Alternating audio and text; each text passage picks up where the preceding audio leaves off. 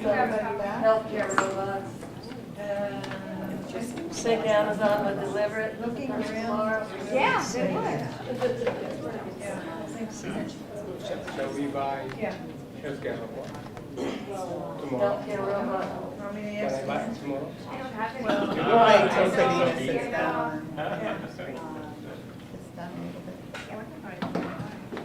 But yeah, I think you can order it online. Yeah, if you order it online right now, you probably can get it, don't tell them when you get it.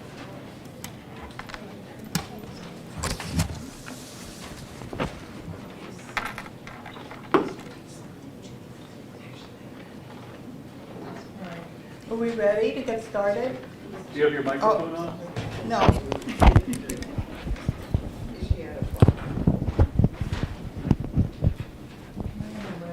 No, that's good. Stay there. Okay, ready now? Okay. All right, good afternoon, everyone. And you know, I'm not blowing up the structure of our improvisational learning model by doing this, but I sometimes I can get a little bit compulsive, and so I was preparing for some of this and have some slides that I wanted to share with everybody. Zane and I really didn't have a lot of time to prepare together, so we're just going to kind of wing it here, right? And go from there. So our presentation today is, we're launching this dialogue about thinking. And the question is about knowledge of caring. What knowledge of caring is essential in creating caring humanoid nurse robots? So that's what we're focused on in this session. And so I started out by creating what Peggy Chin calls a Sophia. And it's like a stream of consciousness reflection on the readings or what we were asked to read today, which were chapters 6 and 13 in Nursing Robots. And also I added something else that we had as well, another book that we had as well, so you'll see that. But Sophia, of course, is the goddess of wisdom, and Sophia is the goddess of wisdom, but she kind of changed it to Sophia to represent the kind of acronym of speak out, play havoc, and imagine alternatives. So that's what I'm trying to add here to this as we move forward here. So here you see, I guess, you know, we had some, I did some confession about my reaction when I first thought about caring humanoid nurse robots, is it really possible? And feeling kind of, I was kind of like uneasy about that, or bristling when I heard that. And I'm thinking, I had to reflect about what was my response about. Why did I have that response to this idea of caring humanoid nurse robots? And I think it was from the whole historical evolution of nursing and where we've come from. And hearing that there's really nothing to know in nursing. That's what kind of Rogers used to say, that we're very associated with the doing or the task orientation and being the assistant to the physician. But there's nothing really unique about our own knowledge base in nursing.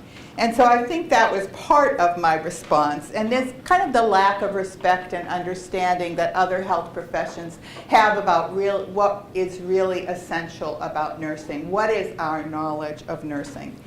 And so I did ask myself too, why do we not have, why aren't we talking about humanoid physician robots or humanoid engineering robots or humanoid attorney robots? You know, why is it this focus on humanoid nurse robots? And that kind of bothered me. But I did read, I appreciated Dr. Loxton's chapter where he said, theories pertinent to artificial intelligence and robots frequently made real in science fiction, literature, and films do support anxiety, fear, and apprehension of robot dominance. So that probably, I felt a little like I was in good company there, that this is probably something that others experience as well in addressing this topic. So here we have this, this little cartoon about nurses and robots. And is it that we're afraid that we'll be replaced, for one thing? You know, is that one of our fears, that robots are going to come in and replace us? Possibly. Here we see another one. The hospital bought 50 of them to help with the nursing shortage. Is it a fear of maybe diminishing our value? You know, you can just go and buy 50 of them and that's it. Is that part of what we're concerned about in this topic? And here's one. To save money, some corporations tried replacing us nurses with robots. They soon realized that they don't have a heart, soul, or compassion. So that's kind of the central issue that we're facing. Can robots have a heart, soul, and compassion, right? So here we are again. That's our central question. What's the knowledge of caring that's essential to creating caring humanoid nurse robots? So I did kind of what, this is going to be a little bit of a recap from what Dee presented this morning, because I thought if we're really talking about the knowledge underpinning caring, then we need to look at some of that knowledge of caring that we all are, many of us are very familiar with, right? Because that's the knowledge that would have to be integrated in creating the caring humanoid nurse robot. This is the definition of caring science that we've come to as a College of Nursing. We did that in a year ago and tried to struggle with what do we mean by science or caring science, and this is the definition that we came up with. And it is related to the body of knowledge arrived at through intentional research and theory development. So. And then we had a list of areas of inquiry that might be related to caring science. I think I would add robotics here now. You know, we didn't have that before, but having that as an area of inquiry in caring science, technology and robotics would be very important for here. But there's a wide range of areas of inquiry in caring science that give us this really broad scope of some of the things we have to consider as we're talking about this area of caring humanoid nurse robots. So this slide is just to say there's so much knowledge related to caring that we have already in the discipline of nursing.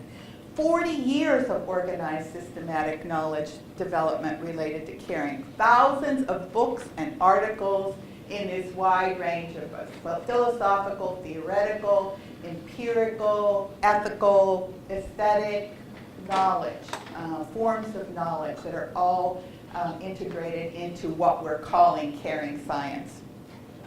We have the International Association for Human Caring. We have our journal, Zane's here, the editor, International Journal for Human Caring, and the Scandinavian Journal for Human Caring. So there's a lot to know about caring in nursing with the point of this.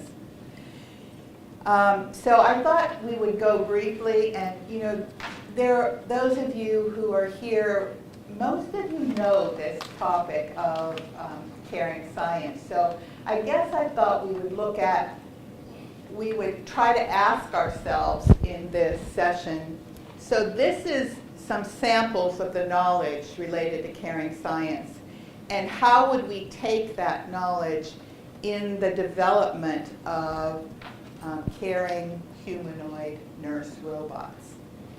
So let's look at some of that. Let's ask ourselves those questions, and maybe that will be something we could dialogue about in this session. So these are Mayeroff, and he talked about the ingredients of caring. If caring is helping the other to grow. And the growth is really about how the growth in that person's own way and that person's own time. and that caring is a recognition of shared humanity, and devotion is the essence of the caring relationship. Let's think about this again in terms of caring knowledge that would be translated in the in humanoid nurse robots.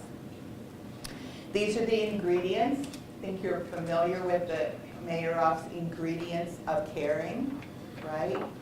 So how can we bring these ingredients of caring into the development of a humanoid nurse robot? Roach, Dr. Ray talked about Sister Simone Roach and her work on caring attributes known as the 6 C's. And she went through the meaning of each of those 6 C's this morning, so I'm not going to do that. But again, once again, asking ourselves about how we would bring the knowledge, this philosophical grounding in the 6 C's to the development of a humanoid nurse robot. Madeline Leininger, who talked about cultural care, that nursing is an expression of nurturance that is culturally specific. And she has the Sunrise Enabler model that teaches us the variety of perspectives that go into this dimension of cultural care. Boykin and Schoenhofer, we talked this morning about their theory of nursing as caring, and talked about these assumptions that persons are caring by virtue of their humanness, whole and complete in the moment, living caring moment to moment, and that personhood is enhanced through participating in nurturing relationships with caring others. And then again, knowing self and other as caring, hearing and responding to calls for nursing, nurturing persons living and growing in caring, and that the nursing situation is a shared lived experience in which the caring between the nurse and nurse enhances personhood. The Caritas processes that Watson identified, again, another body of knowledge that we can draw from and ask ourselves how this could inform our development of caring humanoid nurse robots. And I'm not going to go through all of those. We talked this morning about the idea of loving kindness and equanimity, the idea about authentic presence, and enabling deep belief system in the life world of self and the one being cared for. About cultivating spiritual practices as this grounding in the transpersonal self and going beyond the ego. Developing and sustaining a helping, trusting, authentic, caring relationship. Being present to and supportive of positive, negative feelings. Creative use of self. Rest of them, engaging in genuine teaching and learning, creating healing environments, assisting with basic needs with an intentional caring consciousness. And this is one I think we touched on this morning in our dialogue, because we can pull out that idea of a task. So whether it's giving a bath or if it's changing, positioning a patient or lifting, but it's this doing the task with the intentional caring consciousness. It's not like a discrete task in and of itself, right? And then opening and attending to the spiritual, mysterious, and existential dimensions of one's own life, death, soul care for self and the one cared for. This is Haldersdotter's model of caring relationships. And I put this in here just to think about. We're talking about, robotics, and somebody said in our dialogue this morning that nurses can be robotic now. And what does that mean, being robotic? How is that perceived by the other? And in Haldersdotter, she has this model of ways of being in relationship that can actually affect the health and healing of others, from biocytic or life-destroying to biogenic or life-giving. And then this is a list of middle-range theories of caring, again, just to say the depth of the knowledge and the breadth of the knowledge that we have in caring science now, and how we can take this knowledge and bring it to the development of humanoid caring robots. And this is my own unitary caring model. I think one thing that I'm bringing to this in unitary caring is that, it isn't there, the idea of this energetic exchange, that unitary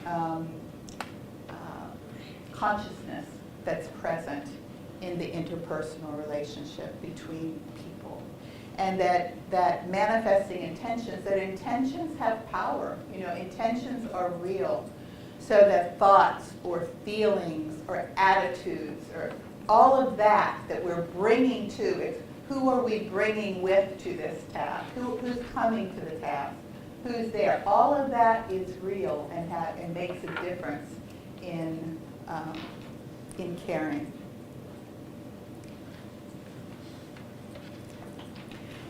Okay, so just in kind of pulling this all together, this is what I saw in some of the levels of caring that we see in humanoid nurse robots.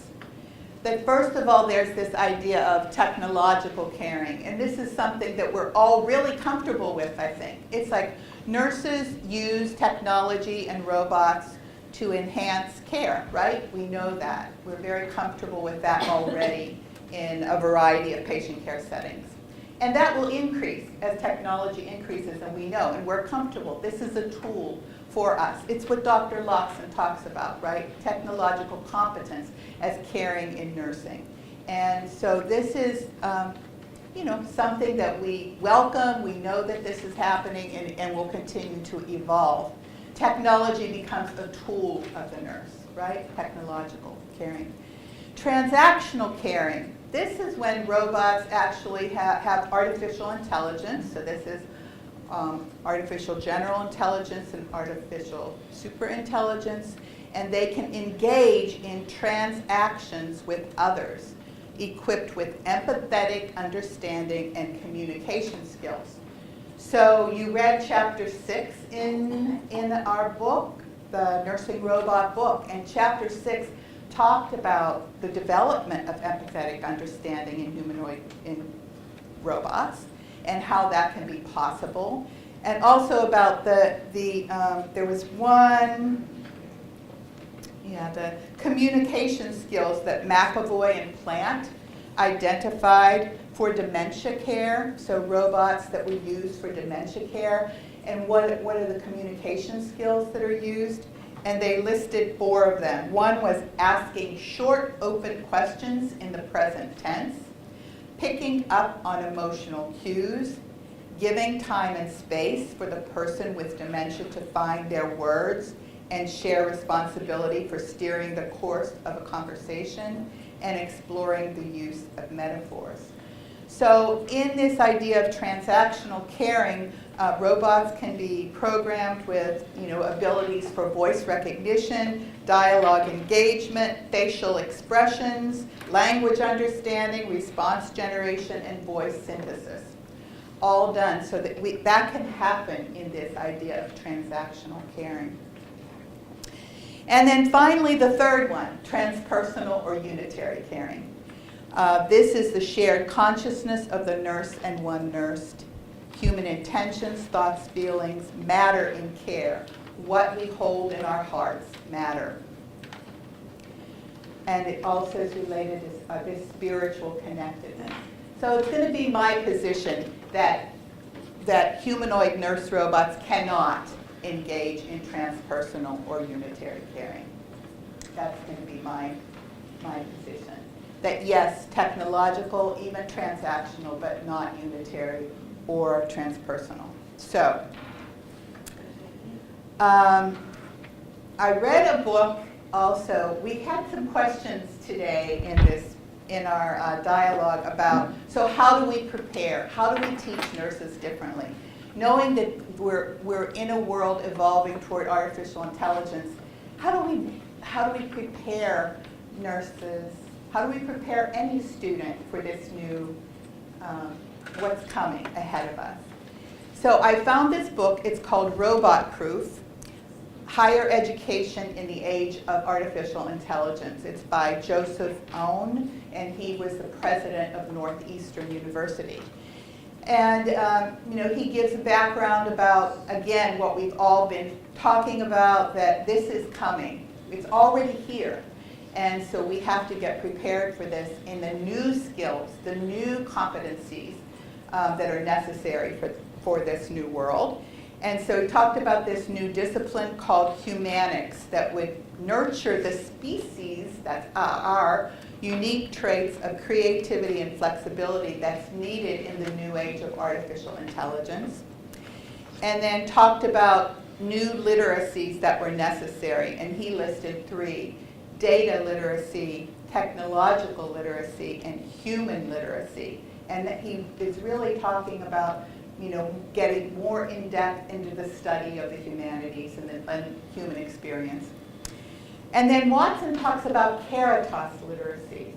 So what are the new literacies related to caring in this new age? And I think that's what we're talking about today. These are the cognitive capacities that he says are needed as well in this new age of artificial intelligence in nursing. Systems thinking, entrepreneurship, the ability to have this creative mindset in the economic and social sphere, cultural agility, and critical thinking. And so what are maybe the caring capacities that are needed in this emergent world? And these are some of the ones that I just put down, brainstorming. What are some of the caring capacities that we're going to need in the world that we're facing now? And these are some things: mindfulness, pattern seeing, synoptic thinking, tuning our own instrument of caring and healing as person, divergent thinking, negotiating complexity. So that's my kind of opening. Zane. I think I'll back here so you can keep that on. If I turn this on, you think this will work? What do you think? Okay. So I was, It won't really work for the recording, It though. won't? Yeah, I think There's a second Well, one. we better pass it back and forth. I'll just put it on. And I'll hold it. Okay, I tend to be maybe thinking before I saw her presentation a little bit more about the pragmatism of how we will teach nurses about robotics in care. And I began to think in Bloom's taxonomy, forgive me, but to think about knowledge, psychomotor skills, and the affective domain. And I know that's an old schema, but it basically made me think about where you would start teaching nurses about, first of all, existing robotics and artificial intelligence, because I think all of us might know, most of us maybe in the audience, might be just realizing in an unfolding way that we have been using artificial intelligence and we have been using robotics.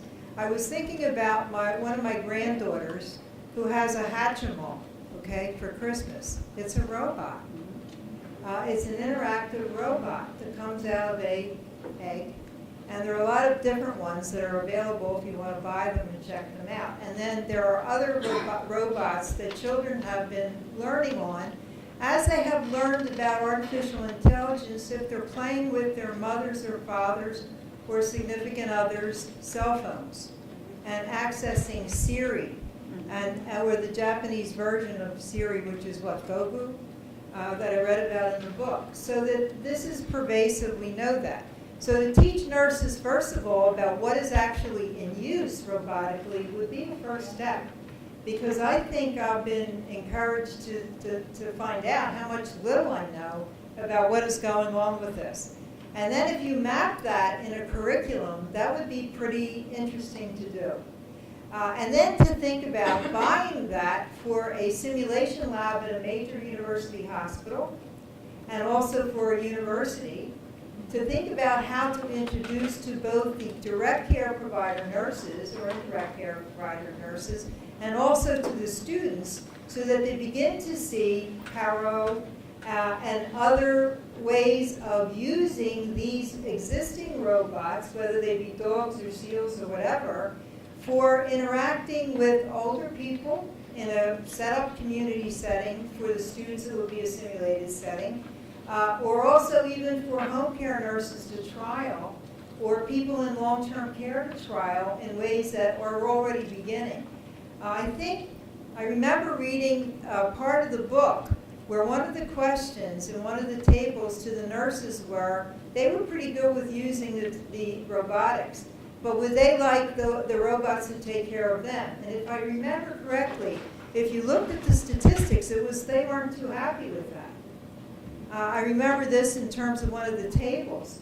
So that means to move to the affective domain in terms of knowledge, that nurses need to be aware of their existing value systems, and there's a lot of resistance that we have already to this, but to get in touch with the fact that there may be surprising results as you encounter the use of robotics in your practice, and basically whatever level it is, from the lower level to the more super intelligence, artificial intelligence level. So I was thinking about how values changes, and how just the way you are receiving the information and reacting to it, and maybe transforming yourself into a more positive person about this, would be of use. To get clear what we're doing this morning with values clarifications and the different ways we can look at ethical principles, and then moving on to being more open and maybe even entrepreneurial, like you said on one of your slides,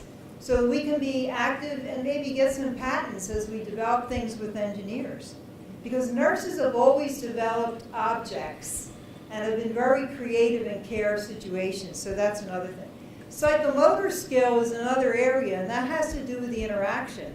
How do you trade off with an intelligent or highly intelligent AI robot when you're providing care, assisted maybe with a robot that's on you, or with a transfer robot from one position to another?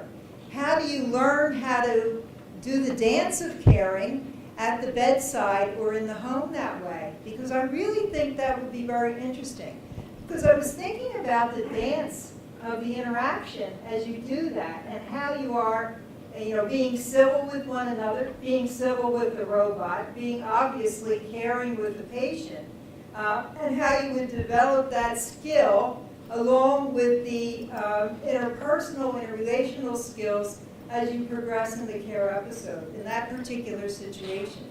So I thought a little bit about that. How are we going to teach people to interact with robots in a real situation after, I hope there's a simulated situation first? I also thought to kind of bridge on a question that was earlier, and I forget who asked this, and maybe it was you, Dee, is moral awareness part of AI, artificial intelligence, and how do we explore that in a cognitive way to kind of learn about moral awareness? Now, to get on the negative side, I was thinking also about something in the book, so I'll get back to that negative point in a minute. One of the things that people were worrying about in the book, in one of the chapters, was basically how to switch from industry models to healthcare caring models. It's a big challenge. And then I was thinking about how in war, in terms of armed services and robotics, we have some knowledge there. So we have knowledge from industry, we have knowledge from war, okay, from the delivery of bad things really throughout the world. And how can we translate any AI that has been learned in both of those either industries or in the services, the armed services across the world, so we can learn a little AI gems and translate them to healthcare? Because they've learned a lot. And maybe that's already going on, Amy, I don't know, okay? That there's a learning that's translated into the programming for healthcare that comes from industry, which has been doing it for a while, and maybe even the armed services. I'm not really sure about that, but I think there's knowledge there that people know that maybe could be useful. So I'm not sure about that as well.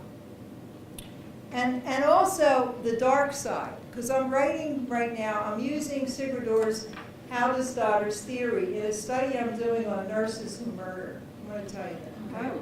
And it's almost done. It's really been driving me crazy. But I also wrote a paper before about good and bad nursing care. And robots can affect negative outcomes, some of which are probably accidental. Let's assume hopefully most of them are accidental, right? But maybe some of them, because I don't know about artificial intelligence, would be a robot going bad, like in movies. I don't know about that, but I think we have to think about that opportunity. And the fact that obviously sometimes healthcare providers are not always as caring as the group here. And that there is good and bad nursing care, healthcare, and really with the core of people not having the intent of the best care and the welfare of the patient as an objective. So that's really what I was kind of thinking about. Okay. I don't Yeah, know. we can throw it out now to the group. So was that okay? Yeah. More than okay. So how about some reflections on some of what Marlene has presented so well? Could you just put back up your slide? I certainly would appreciate it in terms of give me examples of it, what do you think we need to, what are the skills, or what do you think here? System thinking, Entrepreneurship. entrepreneurship. That was very good. Yeah, I don't know. Somebody If you go to PowerPoint, Go to is it PowerPoint. PowerPoint. There you go. There you go. Near the end, right? Yeah. That was very. There it is. No, yeah. Yes, Yeah, that's- thinking entrepreneur, cultural agility, critical thinking. And these are the cognitive capacities of nurses, or what the humanoid robot needs? Cognitive capacity needed of all of us in a new world. Yeah. In a new world where, to be what they're saying is that these are cognitive capacities that are robot proof. That's the idea. You know, it's something that we need to develop in the world of artificial intelligence. It's not going to be available in machines, in robots. But on the other hand, I think robots can help teach nurses to communicate. In terms of nurses who may not be demonstrating caring behaviors, they might say, "You appear angry." And the nurse doesn't even know they are angry, but the computer in the robot's head has picked up on this anger tone and language. But wouldn't that be patronizing though? No, I mean, if I was teaching a class and a robot said that to me, What would make, it would increase my self-awareness. Yeah. if I'm not angry. Then I would talk to the robot. But in fact, I may not be angry, but maybe my voice tone is telling others that they're interpreting it that way. Perception. I think that would be the issue because in certain languages or sounds are, for our culture in America would be a harsh tone. So from that perspective, the robot should have to have programming Yeah. for different cultures. Yeah, Yeah. To absolutely. the environment of the people that they will be Yeah. nurses or Because assistants to. the Dutch, I don't know if you've ever heard it, but the Dutch are really blunt. Yeah. Yeah? Yeah, exactly. And Canadians are so polite. For me, going from Canada to the Netherlands was really quite a shock. Yeah, but now one that I'm very used to. So how would a robot pick up on those kinds of But things? hopefully they would be Different kinds of programmed for that. in, I don't remember if it was Wren's chapter or one chapter in the book, there was a description of training apparatus that physicians were using, and it was eyeglasses. Yeah. And corrective information was flowing to the physician as he or she was interacting with the patient. From the eyeglasses, they were a computer that was seeing not only what the physician was saying and doing, but how the patient was reacting. And then there was part of the mechanism that got feedback on how the patient was taking it and how they ought to be modifying what they're doing. And I suppose that was that culturally specifically designed.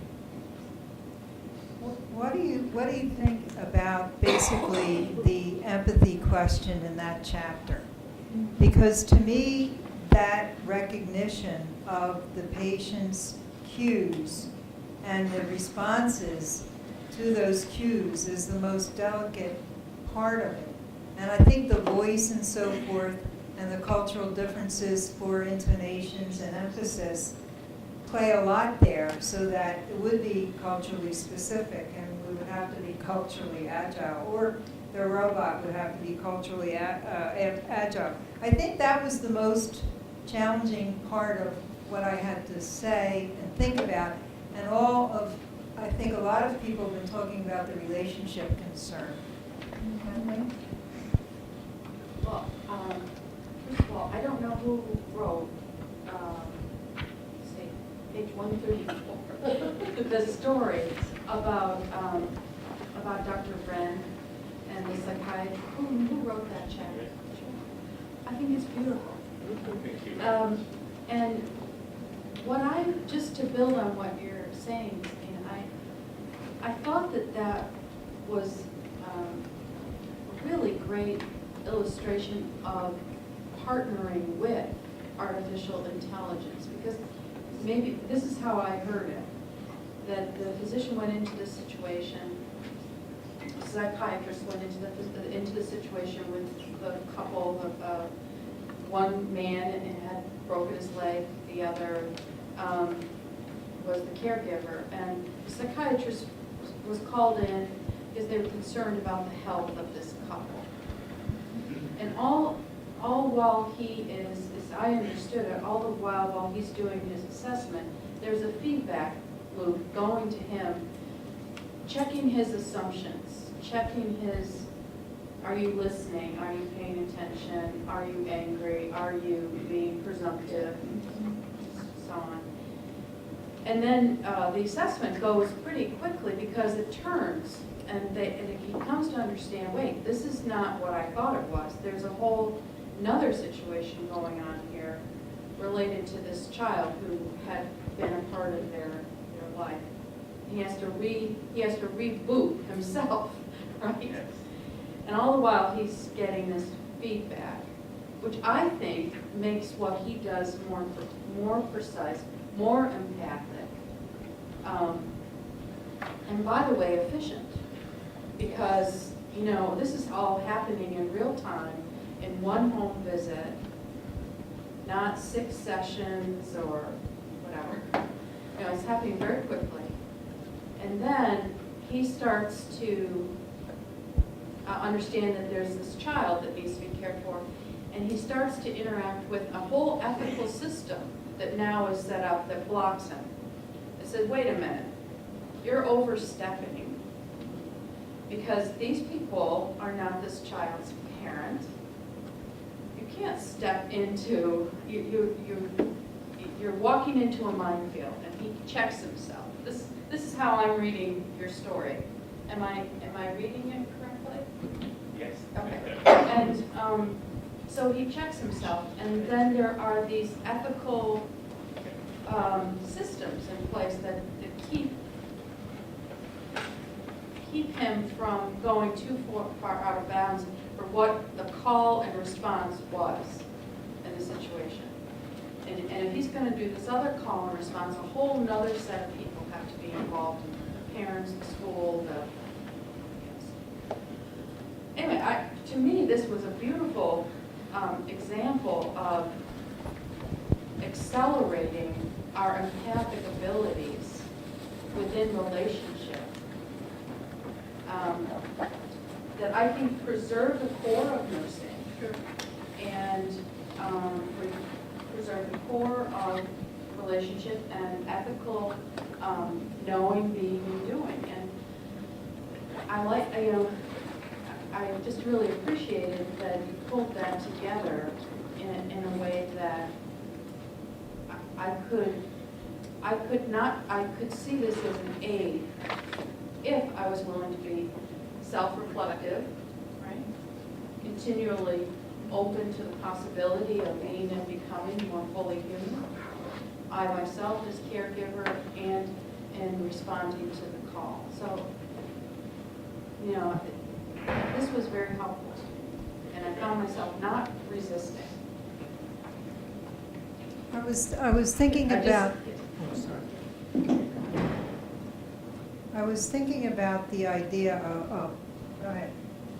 Okay, thank you very much. I think AI, our nursing robot, maybe could be a good partner of the helping our surveillance about the malbehavior or some violence to the patient. So the caring, the key concept is sharing the knowledge or sharing the some human some experience about the saving the children or saving the malbehavior to the other people. So thank you very much for the good point of view. And just to say, I'm assuming that in order to get to that the artificial intelligence part of this feedback loop would have had to have been informed by the theory of caring, by what is caring, by empathic reasoning, as it was done here. Yes. So the theory informed the technology that provided this consistent, continuous improvement loop. I mean, literally continuous improvement, right? What ethics would do that, the ethical aspect would also be in that in terms of Yes, continuous improvement. yes, So, With understanding of ethics. yes. So the other point of view, the big data is to whom big data is belong to. Yeah. So I think this is a goal. So that the third party, it's a non-profit organization, started by the nursing association or some doctors. Okay, but the third party organization is very responsible to the big data sources, raw data. So the industry, some industries may struggle to the battle with the platform war. So which platform will send and make a big profit from the big data? So I think the third party very some independent from the commercialism. Thank you very I much. think right now, I wonder how many nurses are working in big data areas. It's certainly appearing in our literature now, and we know that we have nurses who are skilled at that. But I wonder how much knowledge and agility they have in learning about these independent organizations that have to be, I assume, grounded in ethical practice in some way or another. Independent, informed by not only nursing organizations, but other healthcare provider organizations across the world, it seems to me, because that's where the data are. I also was wondering about this subtle interaction in that story struck me too. But how did that person learn to respond to the AI delivered to them through a robot. In other words, how practiced do we have to be in learning that interaction and in absorbing it and in reacting to it? So it seemed to me anyway that there has to be some kind of practice. And then there are going to be more wise people to mentor some of us and some of our new people who need to learn it. Because it's really very subtle and it's very in the moment. I don't know. Just a lot of questions from my point of view.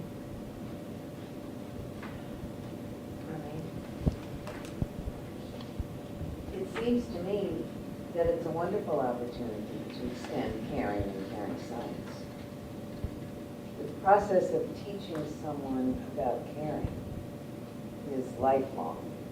And you know, when you teach the first class about caring, the students are like, wait a minute, this is not the nursing I signed up for. I wanted to learn how to do whatever. There's a lot of resistance at times. There's a huge amount of growth, everybody at a different speed.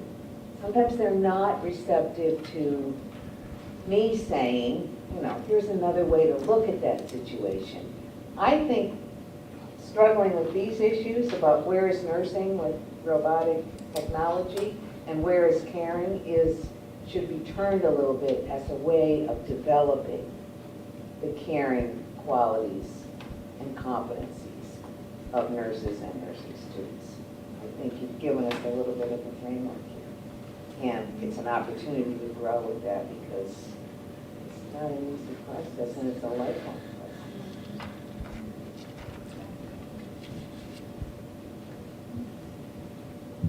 Yeah, I think I agree with that. It's a big opportunity for nursing to expand. Can you put it on? I think I agree with that. It's a big opportunity for us nurses to expand our horizons on data analytics and how nursing can be viewed in a caring sense that we are now exposed to different developments and technologies and to embrace it and incorporate it in our curriculum. And because our millennials nurses now, whether we like it or not, they are in tune into technologies. And the more we infuse caring into it, we'll buy in. The buy-in is there. It's how we guide them to not be in a lost space that, yeah, they're more into technology without bringing the caring elements into it. So it's a great opportunity for us to encourage the way we teach or the way probably we infuse our curriculum, the robotic technology, data analytics, informatics, expanding informatics, and the way we teach our courses.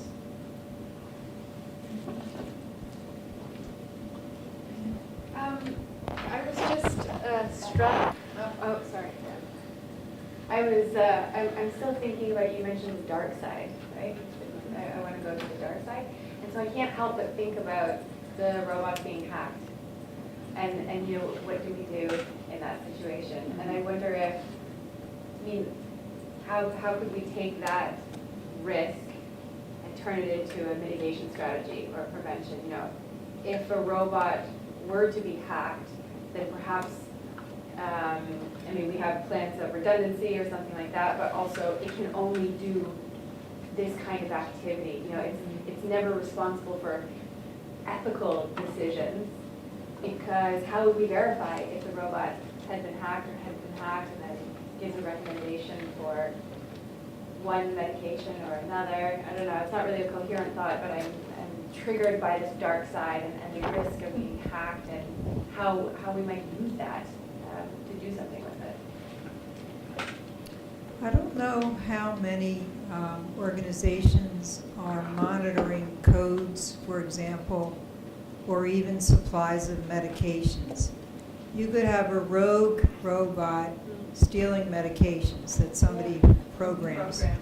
I don't know how foolish that sounds when I say it, but the opportunity to carry out wrongdoing is there all the time, and our values in terms of most of the workforce in healthcare across the world is for the good, I think, and that's what I have to rely on. But there have to be some kind of ways to track statistically in an organization negative events.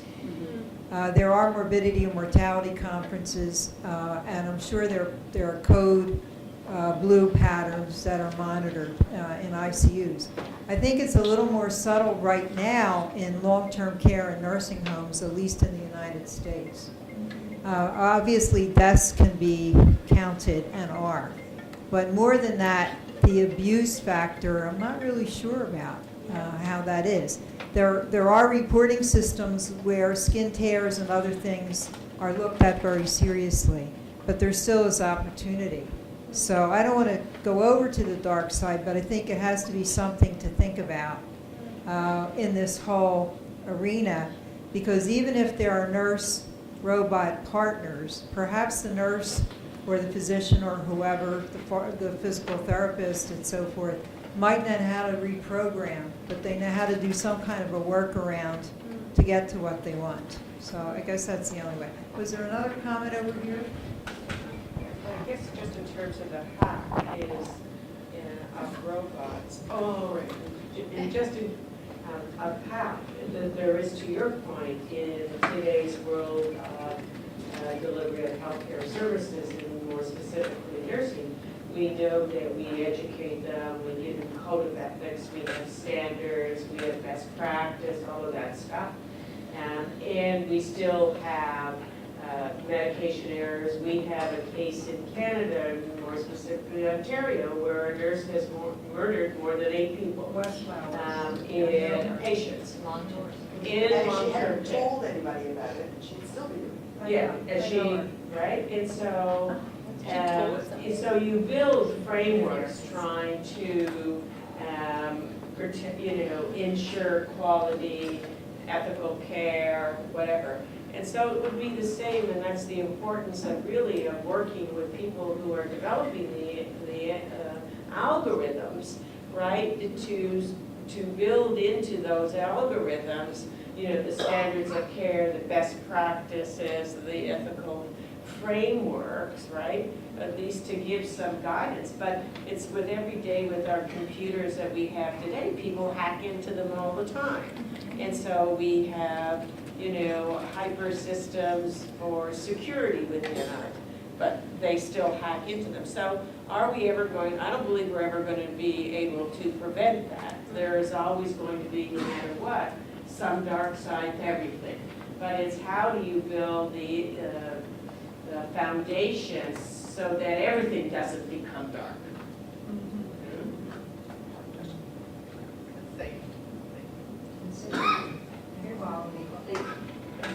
I'm sorry to ask you to bring that slide back up, Dean Smith, but I put it. the cognitive capacity. The thing. I got my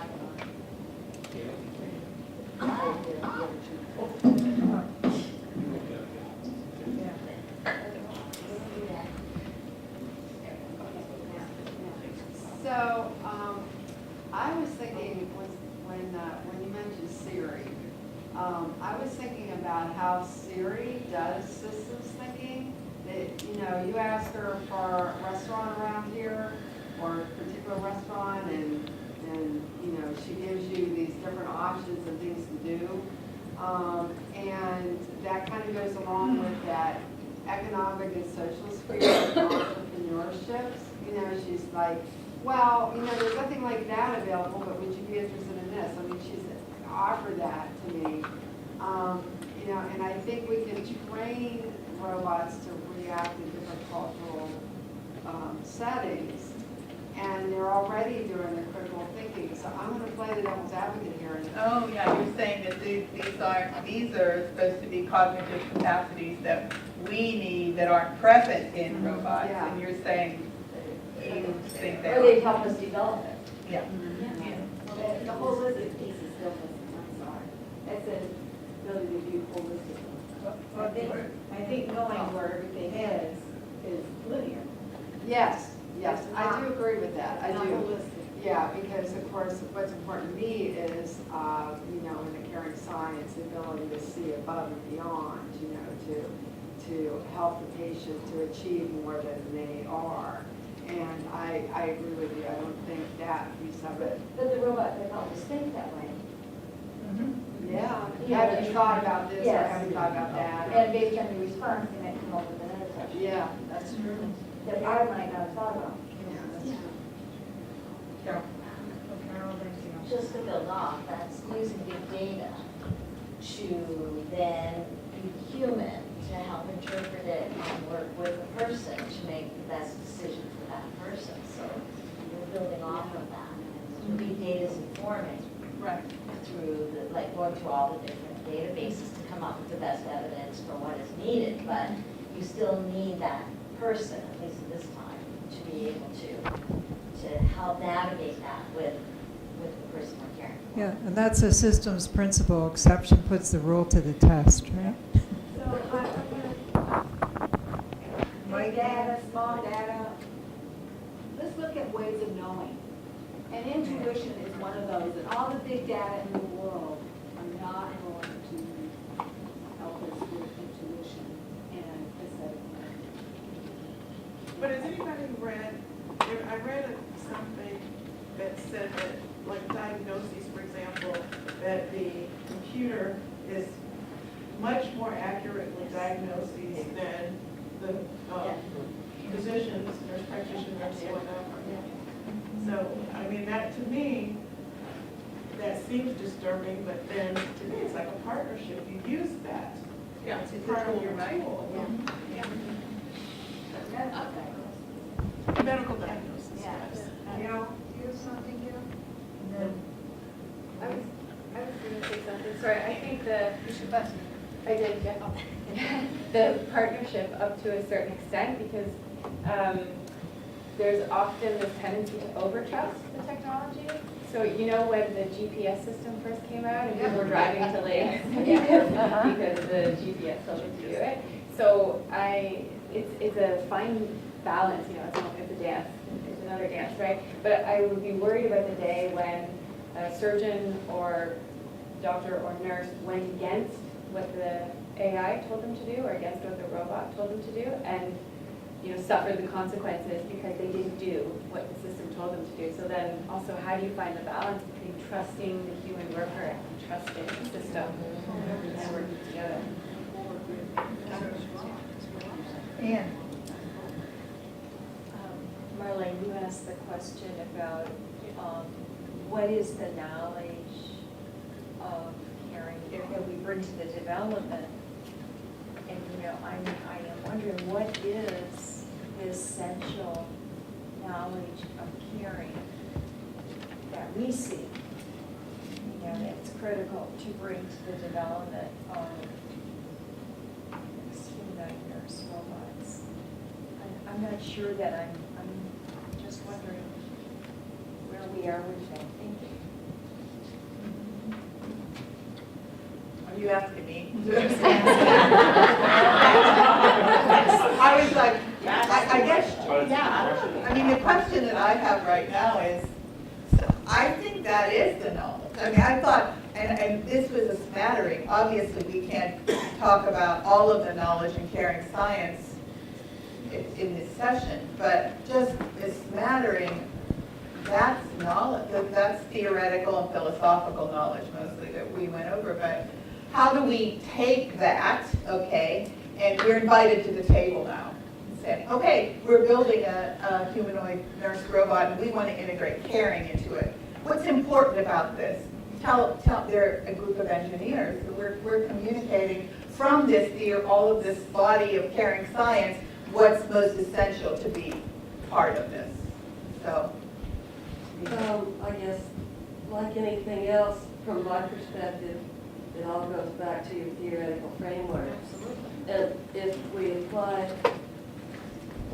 right in this room, we have ample theoretical frameworks to guide any issue that might come up in AI or robotic engineering for healthcare. So I guess my question is,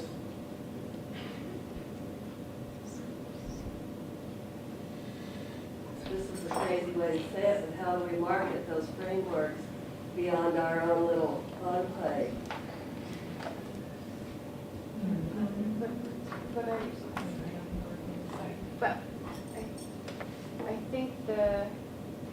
framework, I think the framework though, once it's used, then, then it's gone. Okay, so we've made the AI and it has the framework, so now we're done. But I think the role, the power of the nurse is so much more. It's existential, right? Yeah. That's You the can't- nursing theories, the nursing frameworks Yeah, added to your framework. yeah. And But I would say Tetsuya's. an engineer would say, okay, that's great, so we have the frameworks, bye. But the nurse still needs to be there. I mean, it's this element of understanding life and death, and the robot and the AI, no matter how much data we give it, will not have that understanding. I guess I would think that the nurse is present Yeah, with the nursing frameworks I see what you're in saying. collaboration with the engineers Yeah, and their own frameworks. yeah. I think it's so much more than the framework, but that's the starting point. That's the getting there. And For me, it's something always to touch base back to. then, yeah.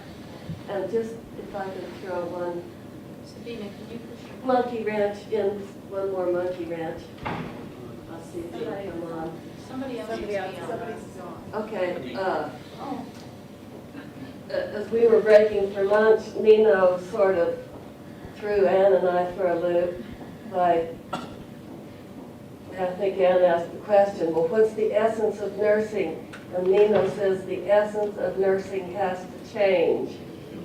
The ontology of nursing has to change. And we both said, And then we said, oh, well, we're being influenced by something new now, so yes, it does have to change. You're getting some questions. That's what I said, but Ann didn't say that. So we're still in dialogue here. Was it change or enhanced? That's change. Or that? Yeah, I guess it is change. Evolved. Yeah, evolved, yeah. Rebooted, or what do you call it, refresh, when you hit the You refresh? got it. Yeah. Sabina, you have to push your button. Yeah, you got to push your button. Well, I'm still thinking about, I'm going to let that one go for a minute.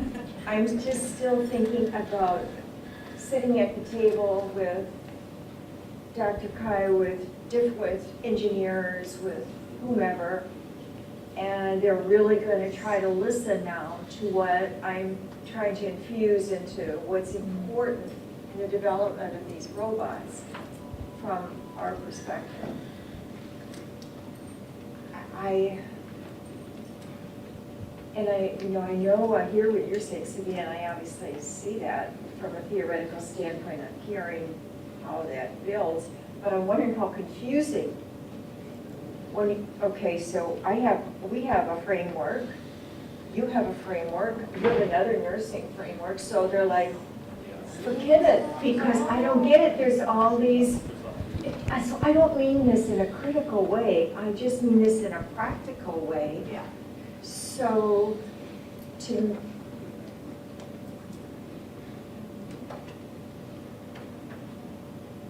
I don't know, I'll just leave it at that. I'm still gonna think some more on that, but I can. But just quickly, when we put on clothing, it's not changing us. It's a garment, it may enhance our appearance. So as nursing, human nursing being the foundation of the core, when we add robotics to it, we're not changing the fundamentals of nursing. We may enhance it. So to dress something up or give it another capability is not changing it. Love that. Love that. Yeah, I'm gonna ask you a question after that. Go ahead. Can I just build on what Anna's saying? So where I have difficulty is all of the theoretical frameworks we have in nursing. That to, I think the population at large goes, hello, why is that? What is the essence? What's the essence of it? What are they all saying? Because they're all using, a whole bunch of words and different words, but what's the essence? And I think that's somewhat we're going to have to wrestle with, is what's the essence. I would say that it's caring. If you ask me about medicine, it'd be diagnosing, assessing, diagnosing, treatment of disease. That's medicine. And ours is a human response Well, I don't understand, human response to disease? to the condition. But so my point is, we need to have the elevator speech. Right. But I mean, not in some of the language, not to be critical, but some of the language that I've seen today may make sense to us as healthcare professionals. But to the man on the street or the person on the street, what the hell are we talking about? But I don't think we teach theory to the people on the street. I mean, people, all professional disciplines have theoretical frameworks, and they don't teach, they're informed, those theoretical frameworks inform them as they practice. So it's not like we're teaching people these theories and using this language. I agree with you. They would not know that language. But, you know, psychologists all practice from a particular theoretical perspective, and they're not teaching their clients the theory. We are going to have to teach the engineers. Sure, absolutely. In a way. That's so right. That's where my. That's right. Well, they'll teach us too. I think one of the distinguishing features of nursing that we're missing with the robot is how could a robot really determine what matters most to that person in this situation right here and right now? How can the robot figure that out? And sometimes what I've found in my work with Anne and Sabina when we did the caring-based model, of all the stories I collected, most of them had to do with a connectivity and an exchange of energy. It was paralanguage. It wasn't just, you know, words that you used. It was way more than that. There were times when nurses told stories of just being there in a way that human energy, you can't duplicate that in a robot. You can maybe have an algorithm about trying to figure out what matters most to that patient by asking questions, et cetera, et cetera. But there's some response that needs the human being, the energy. There's some kind of energy exchange that isn't going to happen with a robot. But I think there's ways to use robots to try to simulate that a little bit. I mean, we're on our way to it, but there's something intangible. But when you sit at the table with people who are creating this software, you can try to get to the highest level you can with a robot. And we can talk about the ingredients that will go into that. And I don't know if this is too out there or vague, but I think there are ways to infuse robots with some of them, but not all. And we still need that human connectiveness. But robots are already doing and looking at paralanguage and responding. Right, but there is some energy factor that's a human energy factor that I think is still unexplored. But you're right, I think we're getting there, and they're trying to do it, and we need experiments to see how the human actually reacts to it. Does it come across the same way as the human?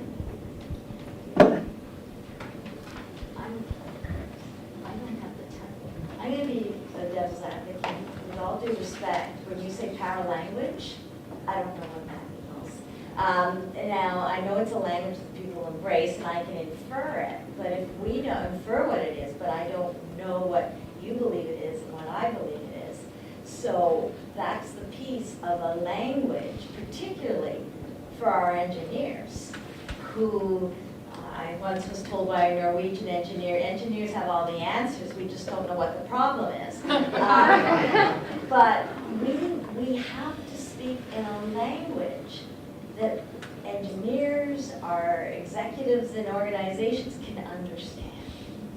There has to be a translation of it, but when I probably misspoke, maybe paralanguage isn't the right term to use, but there's something above and beyond words that I was trying to get at that, but anyway. And Okay. help me know if I'm really, really off base. And I may be, but if we're talking about, I think, caring humanoid robots, is it possible, right? We're not talking about caring humanoid nurse robots necessarily, are we? I mean, we're not talking about, I'm seeing a language that works to help, has worked for me to help others understand what we mean by caring is Mayeroff's ingredients. In a general sense of understanding what it means to live caring, those ingredients, students get it, they really understand what that means to live that. So how would a robot live hope or humility or the knowing in various ways? I could see that. So I guess when I'm sitting here thinking, is that where we're looking at that general understanding of caring for robots? Or are we trying to help, we're saying that the robots can't really do nursing. I mean, they can't do nursing. That's what we're here to do. But I was just thinking, but if nursing is caring, and if you have caring robots, they must be nursing. No. Okay, all right. Now, wait. Anyway, that's just something else. What I'm saying is, so how are we, we're talking about how are we going to communicate, right? So the idea of caring language. Marilyn Parker and Shihong Huang and Sanjay Pandya and Sam from engineering, they were doing, their research was on translating, I think that's the right word, caring language into a kind of a programmable documentation thing, right? And they have a patent for it, right? And I don't know the extent of it. I mean, that's the only thing. How I wish Shihong Huang was here today. They just sold the patent. Just, this is kind of the naive little idea, but it worked for Anne. Oh, Anne and I took an approach that is kind of naive sounding, but it's one approach that I would take at the table with robotics engineers and others from disciplines other than nursing, and that is to ask them to share a story of how they live caring in their engineering. And that creates a connection, although it may be a tacit understanding. It's a beginning shared ground. And then we can add the language of Mayeroff and others to... And you're doing this already? We did that. Yeah. Beautiful. Yeah. It's in the book. Yeah. It's in the book. I read your latest book, and those stories are so significant. Yeah. You know.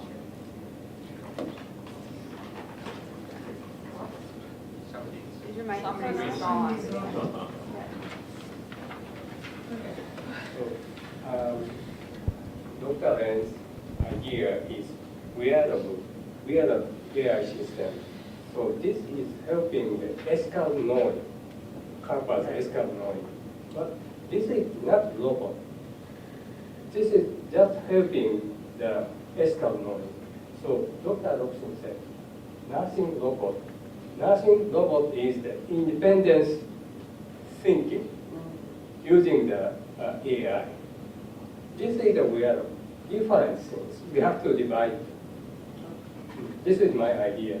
Because this is not robot, but partly AI system. It's an AI. Helping Dr. helping psychiatrists, helping nurses. But Dr. Robson's idea is very good focus. What is the nursing robot?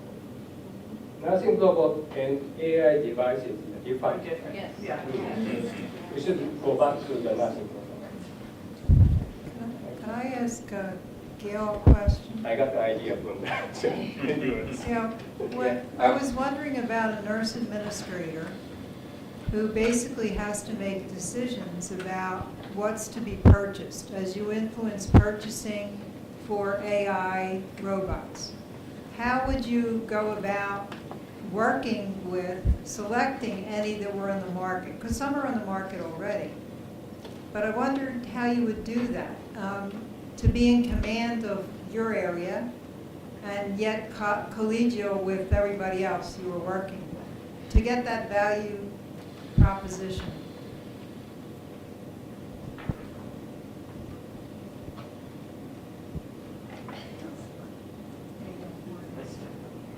And I'm somewhat out of my depth because I haven't been on the administrative side for a number of years. But it would be that in thinking of some of my colleagues in some of the hospitals in Toronto, they do have robots now. That I would think that they would look at it from a variety of different domains in terms of the economic. They would in terms of the patient's perspective. They would terms of what else would they look at it from? Efficiency. Efficiency. And how it drives outcomes. And what are the outcomes of it basically. And how they would look at the outcomes, obviously, all the time. To see. Yeah, because we're Staffing. into outcomes now. Yeah. In healthcare, right? In terms of outcomes. Would you also think about like staff buy-in, like how utilization? I think it would be, you would be looking to see how you enable adoption in the model and adaptation of practice. So you might actually have,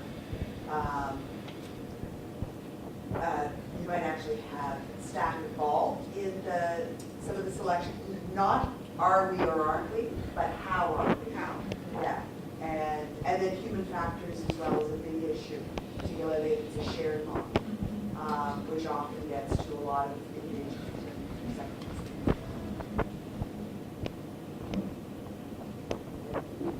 Personal consideration, would it be a limitation on work, a moratorium put on how many humanoid robots would be in ratio to human nurses, so that you wouldn't have a system where it is more financially profitable for the corporation who makes or sells the model to actually create greater profit, dividend for the stockholders, and eliminate the need for nurses in the environment of a hospital or in healthcare.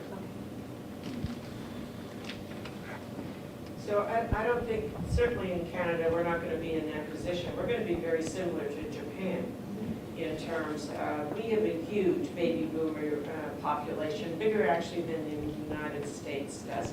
And we are experiencing shortages now of healthcare professionals, and mainly in the nursing domains, because our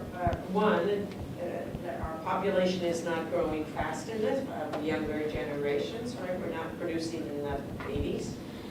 And secondly, that nursing has tended to be a female profession. And females now have a variety of careers that they can go into. When I was looking at, what was I going to do when I went to university, it was basically to be a teacher, be a nurse, and do arts degree, right?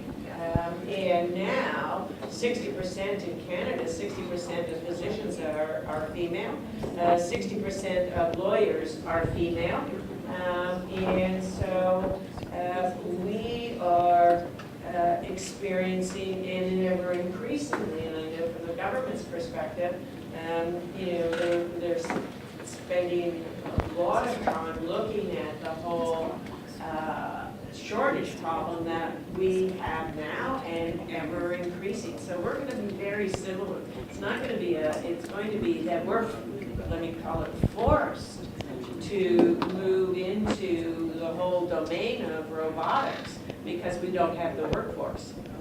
And you need to add to that families are shrinking. Family caregivers are not available. Won't be. Many millennials are caring for older people, but I don't know if those traditions will continue. And the direct care workforce, not professional nurses, nursing assistants, homemakers, home health aides, nobody wants to do the work. And in this country, there will be nobody to do the work because of the changes in immigration. The caregivers in nursing homes in the United States are immigrant women. So all those forces, that's why I say, I think a robot is going to be a very good thing because I don't know who else is going to care. The other thing that we haven't brought up, we talked about nurses' acceptance of robots. But we need to think about the user's acceptance of robots. When someone's out in the home, monitoring outcomes, dark side, you're not going to know. Are the people in their home going to be able to accept? What do they think would help? We never get input. We don't get input from the people that are going to use it. We decide what it is would work. So there's so many issues there, you know. Oops. But we are now, we're certainly looking at doing large-scale surveys of the boomer population to find out what is their receptivity or what are their thoughts about that, because we need to. And this is, we've talked about patient-centered care. How can you have patient-centered care if you don't go and ask the population that's going to be involved with this? So it's going to be very critical that we understand their perspective. And what a help for caregivers. The caregivers in a home situation, you know, 80-year-old men trying to care for an 80-year-old wife with dementia. Where's the help going to be for that? And that's the kind of technology that's going to be very beneficial. Okay, as you know, every session we could go on and on, but it's time to stop. So thank you for your excellent dialogue. And there's coffee out there. I know you've been, so there's some coffee. Appointed,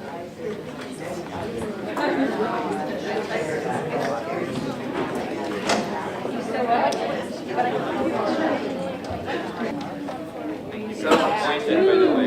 I made a Settle down.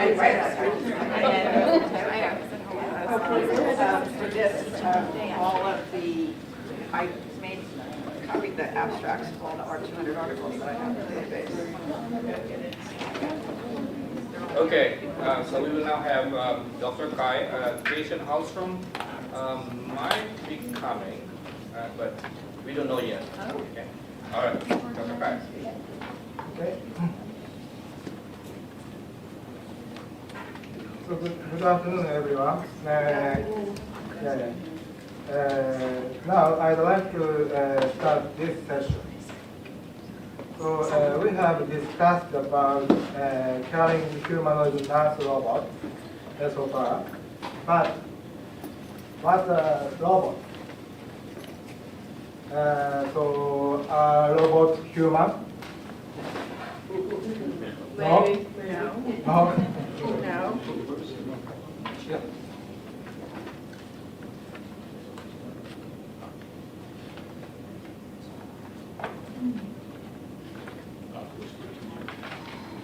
Supposed to be no, that's what I did.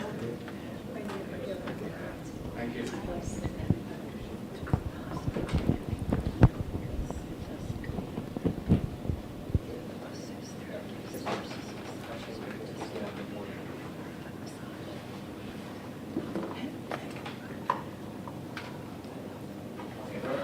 Are robots animals? No? No? How about bags? No? No, of course not. Yeah. But what are robots? Machine. Robots are machine. Yes. So are robots alive?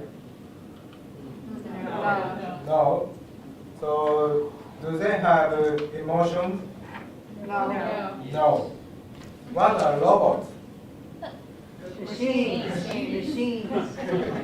Yeah. We are thinking about this. Yeah. I think so. So I am a robot engineer. I have made many robots, but my robot did not have life, and my robot did not have emotion. So we are thinking about what are robots. So please discuss this question in this session. So, but why are robots called robots? Do you know? Do you know? Oh, yeah.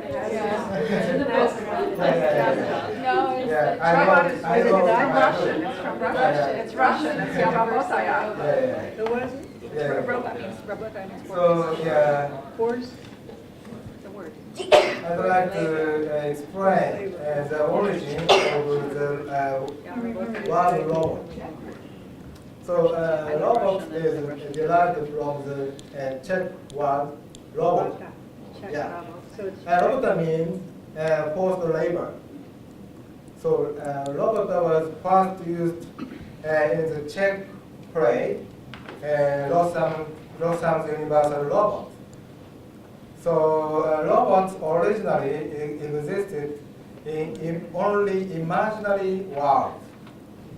Okay. The first robot in the world, the real world, was invented by George Devol in 1954. So this robot was used to transfer objects from one point to another in an industrial plant. So after that, various kinds of industrial robots were developed to work in factories. Recently, many robots have been developed to work in human environment. So, for example, communication robot Parlo, the humanoid robot Asimo, and the robot suit HAL, the autonomous hospital delivery robot Hospice, and the care support robot Liva. So we are thinking about what robots are. So ISO 8373 defines robots as this statement. So actuated mechanism programmable in 2 or more axes with a degree of autonomy moving within its environment to perform intended tasks. But this definition may change over time. So, firstly, so please discuss what are robots. Okay. Please. Discuss what are robots. What are robots? Yeah. Dr. Guy, Yeah. I have an opinion. So you explained about the robot meaning the forced labor. Yeah.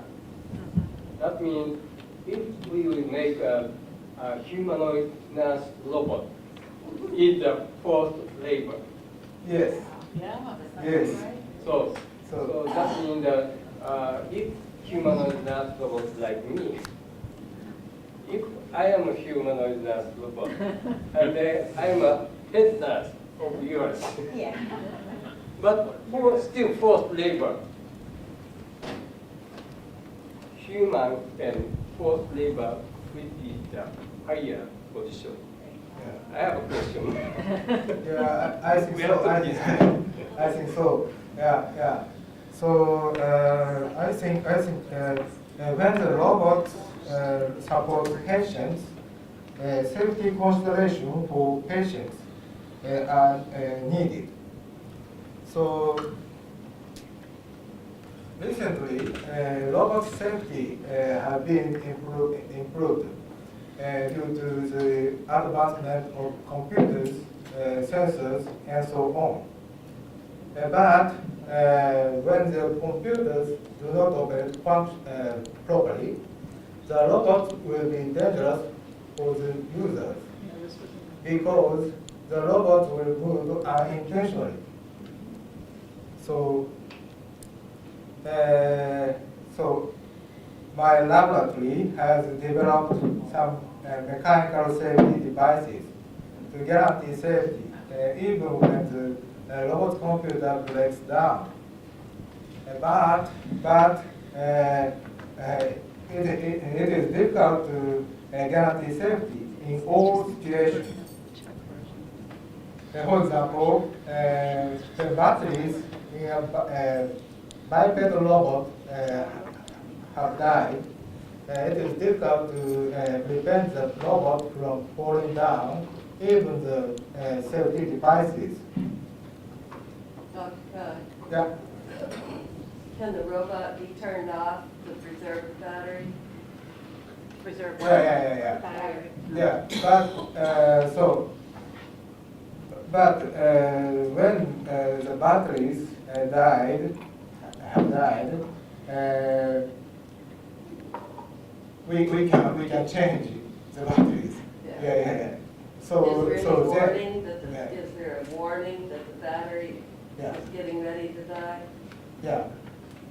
But can you program the robot so that it will have a warning sign that your battery power is low, power is low, so that you can put them in a state. But this robot breaks down. Yeah. So then this robot may fall down. Right. Yeah. So then we have to prevent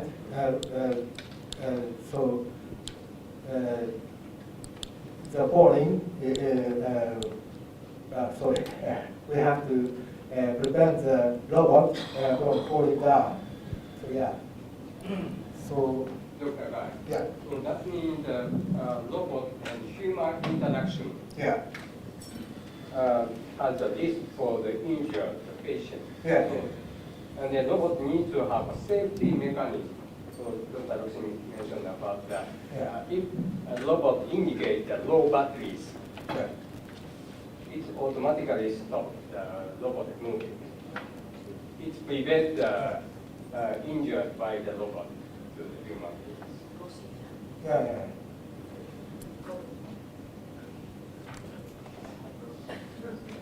So move. Sorry. Sorry. If robot doesn't have batteries, robot will be a cause of the heat of the patient. Yeah. So,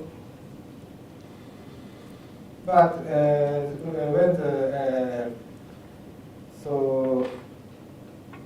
robot breaks down, we have to stop the robot. And so in order to improve the safety. We developed so some mechanical safety devices, but it is difficult to guarantee safety in all situations. Yeah. For example, this situation. Yeah. Okay. May I? Okay. It's a silly thought, sort of, but we have the same sort of safety intervention with human nurses, where we say, you're becoming unsafe when you work more than 8 hours. So go sit down. When you're done with 8 hours, 12 hours put you at risk for harm to the patient. And in a similar way, we're saying, robot, when your battery gets low, go sit down so you don't harm the patient. Right? Yeah. Right. So, anyway, just, So yeah, robot engineers should make efforts to develop safer robots. But users should consider the safety and use the robots carefully. Yeah, I think so. Yeah. Furthermore, to develop safer and more useful nursing robots, robot engineers should collaborate with medical staff such as nurses. I think so.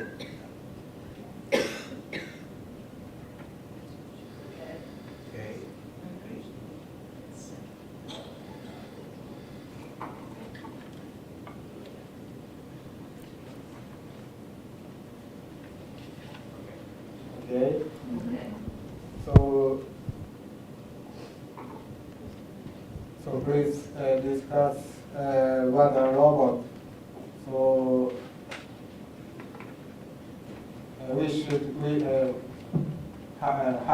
how should we use the robot?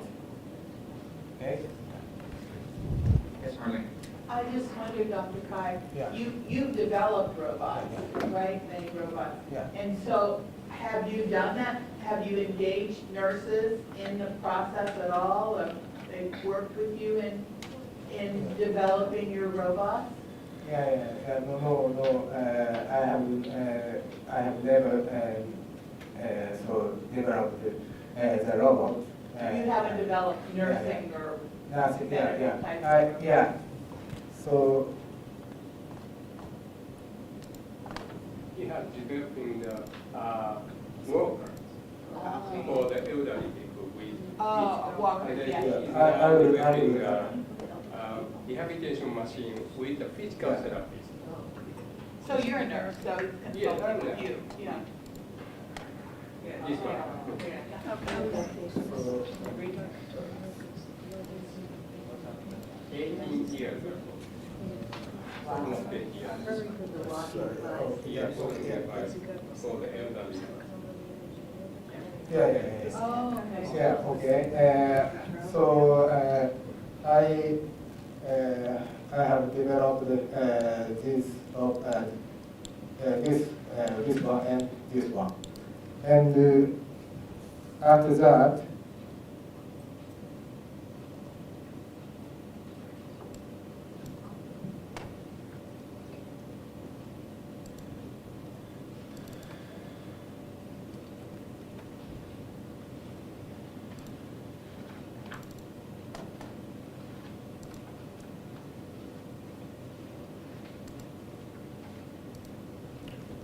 so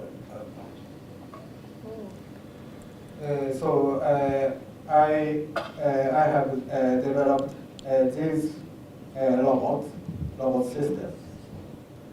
Okay, so this is the working support system controlled by servo brakes. And this robot is the working support robot with hardware-based safety devices. And the service robot with hardware-based safety devices, and robot suits with hardware-based safety devices. And and then drone system using an eye tracking device. What is the drone system used for? Oh, sorry, what would the drone system using eye tracking? Yeah. What can that drone do? Okay.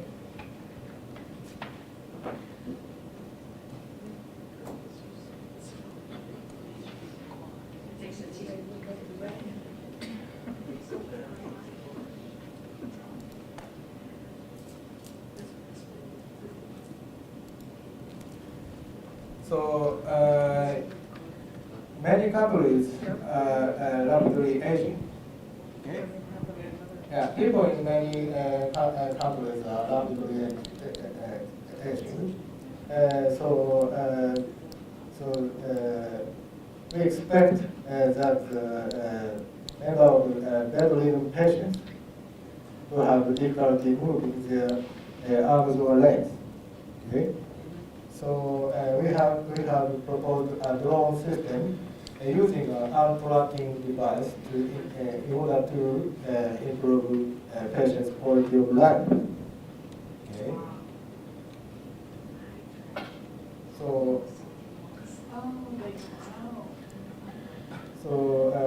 the patients can control the drone by using this eye tracking device. So this patient can control the drone by using a sideline position. And what does the drone do? What does the drone do? What can he do with the drone? Go outside. Send it Yeah, outside. Oh, the drone, you send the drone outside. Yeah, so that they can see the outside. Right. Can the drone do anything else besides just have them see, deliver things, or not? I guess not. That's the next step. So Dr. Khan, so that drone system is outside. Yeah. And the patient is in bed. Okay. He is controlling this drone by using his eye. His eye. Only his eye. This drone is controlled. Controlled by him. Okay. Wow. This drone can fly outdoors and in a house. In his house.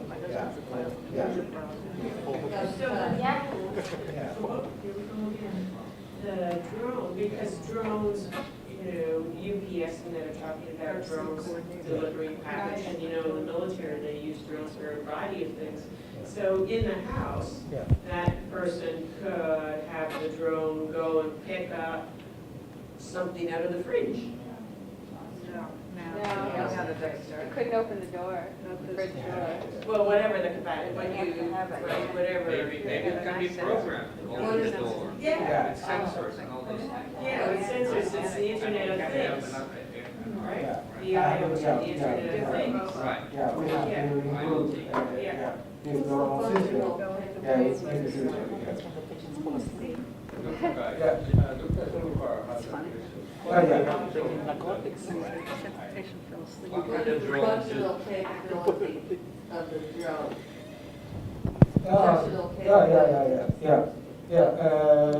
This drone has a camera. So patients can see the scene In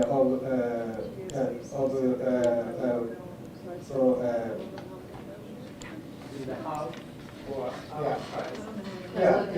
Both are okay. Yeah.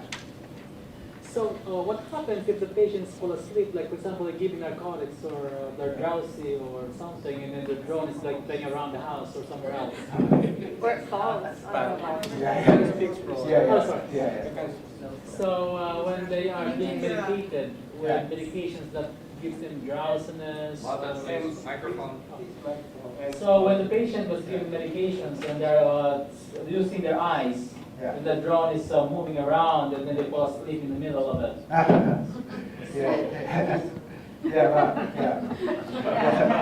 will improve this system.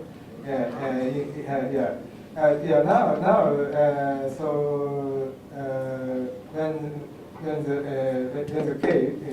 that case, the drone falls down.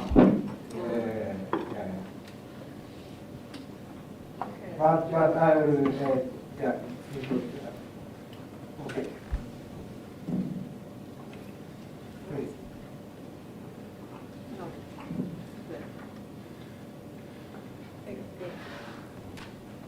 So perhaps one application that I think of is, so you have a patient in a coma or older person whose mobility is limited, and then you have fewer human resources, and so your drone, all they have to do is watch the television. The important thing with this robotic system is you use your eye, you look at the monitor, and it can direct your vision as to what is out there. So that's probably the utilization. So the patient is not limited to the 4 square corners of their room. What if he's unconscious? Well, that's true. I should reverse that, okay? A patient in a coma cannot see. Remove that portion, okay? So you have a person who is not able to move about. Thank you. Cool technology, I love drones. Can you use this remotely? Like I'm thinking about geriatrics, like what about if I have some dementia, but I can figure out how to do that? Can I communicate with a family member miles away, back and forth? Could I use this to monitor my mom in her house? Mm-hmm. Is that possible? I don't know. Just have a drone so I could find her as she's wandering around as opposed to just having a bunch of cameras. And can they interact? Can there be communication? It will able to do that. In the future. Cool. But so in the future, in the future, that is okay. But so we have to make so.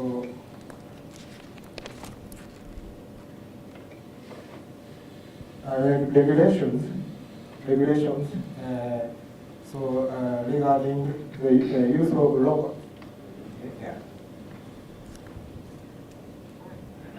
Sorry, someone else is on. I'm sorry, I thought I turned on. I was thinking about this idea of how do we make sure, or how do we set a standard that when we're developing technology to help and to be assistive in health care, that there be a merging of those who are providing the care, those who would be receiving the care, as well as the designer. So in ISO, there are standards for what a robot is, and we said those may change. But I believe that ISO also has other standards. So a standard could be that to provide usefulness and safety, that companies who do this design need to have involved these stakeholders in the design phase and for safety and cost efficiency. So on. Would you see that as a possibility that it would happen at a standard setting? So this is my opinion. Yeah, I think the most important issue is safety. I think. Yeah. So yeah. So I was wondering if that could become a standard. We have standards. I have a question. Yeah.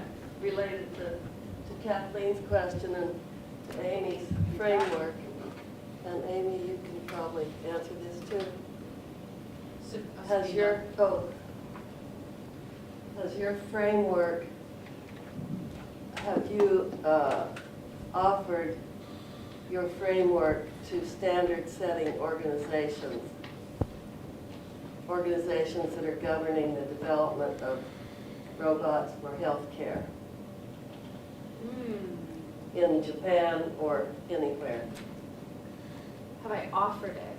Or are they using it? Have I sought it out? No, the framework is used by students. So I have people who contact me and say that they're using it in their own research. But the standards, so in the UK, they're starting to set standards, and the IEEE Association is in the process of creating global standards for robots. But they're using a very general value-based approach, and they're not focusing on healthcare. It's robots. There's safety, ISO safety standards for healthcare technologies, and we learned about like surgical robots, things like that, but they're not looking at ethics frameworks at the moment. In the future, will there be special regulations governing healthcare robot development? Dr. As Dr. Jennifer and Dr. Kai mentioned about the regulation for the robot using the healthcare.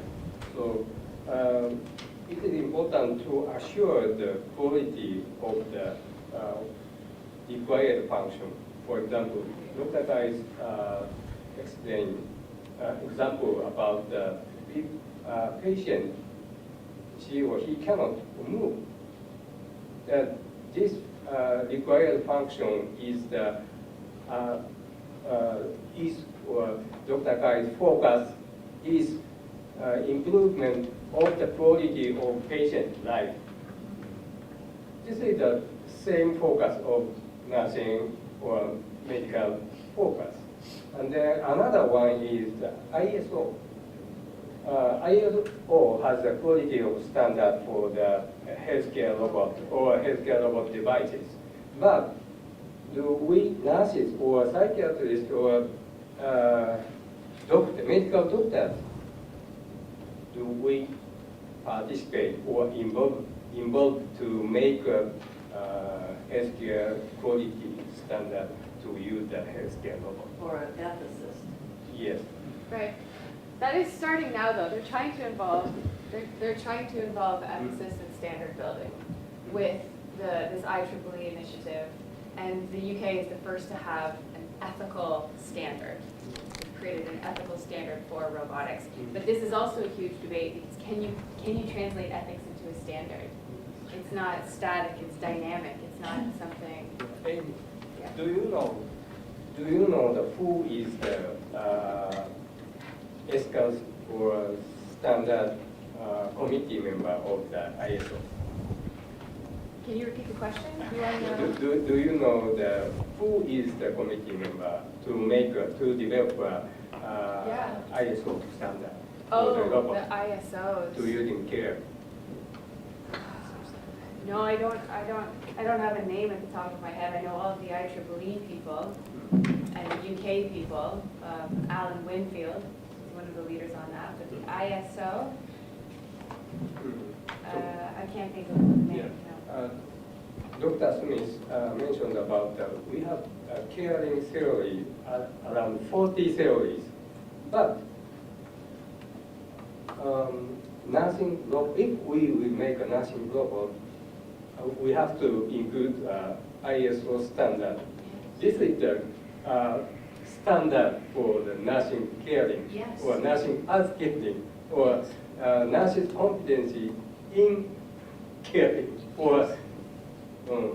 So we have to participate. But, but is that possible?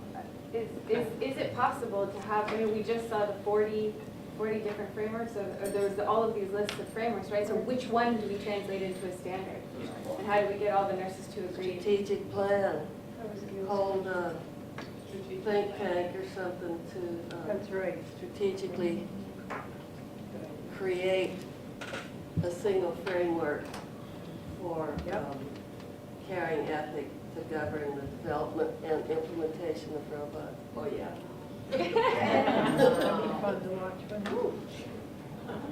Yes, Doc. Just a couple things that you had asked about, like who approves, who would approve this equipment. In the United States, it's the FDA that approves the regulatory for medical equipment along with Medicare, Medicaid services. So, even if it's not a drug, it's still medical equipment that would have to get FDA approval.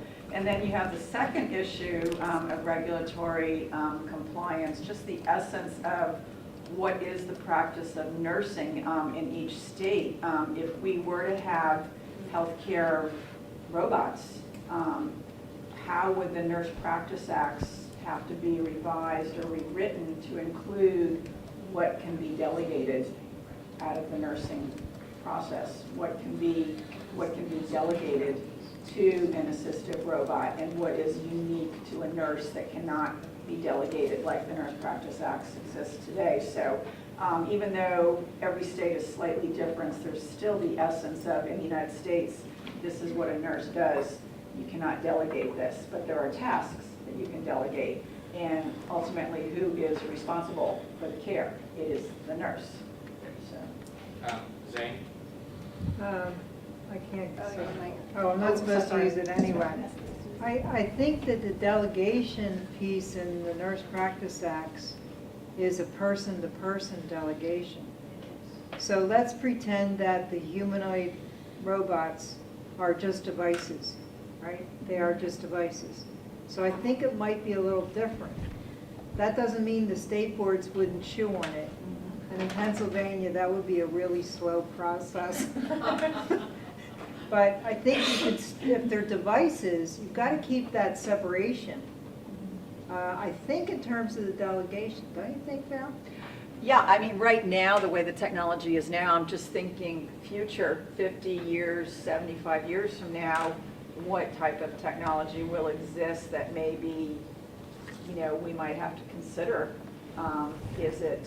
Oh, yeah. Do you know what I'm saying? Going forward, right now, we're just talking devices, but going forward, you would have to think about, can you delegate something like this? Like Paro, go play with this patient right now and keep them safe and warm and comfortable, and let me know if they're exhibiting any signs of distress. Yeah, I'm just using that as an example, kind of thing, that way. But, right now, we're just talking a piece of equipment that would need FDA approval. But in terms of future thinking, down the road, are there going to be machines that can mimic human activity? And, can something, an assignment, some type of process be delegated to them according to the Nurse Practice Act? Kind of thing that way. I just looked across, but should be licensed. I was thinking, well, they're not. I was thinking Right. certification. So that's, I just want to put that across. But Zane, you were going to say something? I just think it would be like certifications, like it's a Yeah. whole, I'm not supposed to turn it on until, because of the flashbacks. It's basically, it could be certification, so it could be another money maker for somebody. Right. Oh, God. Would It's that like a also be machine. in consideration of Being a good nanorobots cutaneous person. in nursing? Fix. Since we've been talking about it as physical therapy and from an external standpoint, but humanoid nano robots that are internal. Make their own decisions. Never thought about that. No. So I really enjoyed I have some of the articles there. you and Tetsuya wrote the epilogue for this, and you have, like, you're projecting into the future what these humanoid nurse robots would be like. And it's not, I mean, we're at, what, 2020 soon, you're saying right now we're at the low level, where it's just the, you know, the kind of monitoring or those kind of assisted devices.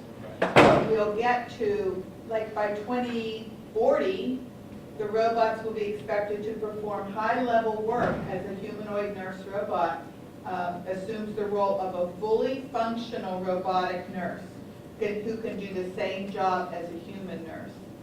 And then level 4 is actually transcendence. So how realistic is this? I mean, I know you're kind of speculating, but, you know, this seems amazing that this could happen in a few 30 years. Right. So, well, if I, okay. Somebody's still on. Yeah. Well, the idea is these are projections based on singularity technology. Yeah. Okay, that's based. I mean, that's what we have right now, singularity technology. So, so if this is in existence today, how much more 30, 40, 50 years ago? I mean, in the future, right? Now we're going to provide time travel as well. Oh, who knows, right?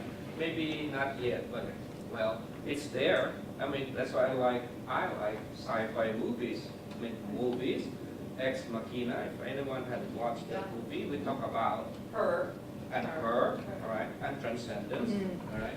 But, okay, the idea of robots, right? So going back to Dr. Kai's idea of having robots.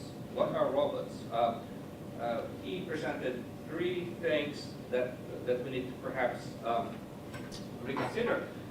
Robots are not living organisms. I mean, how will we know 50 years from now if they're not living organisms? Right? I mean, what is our definition of living and life?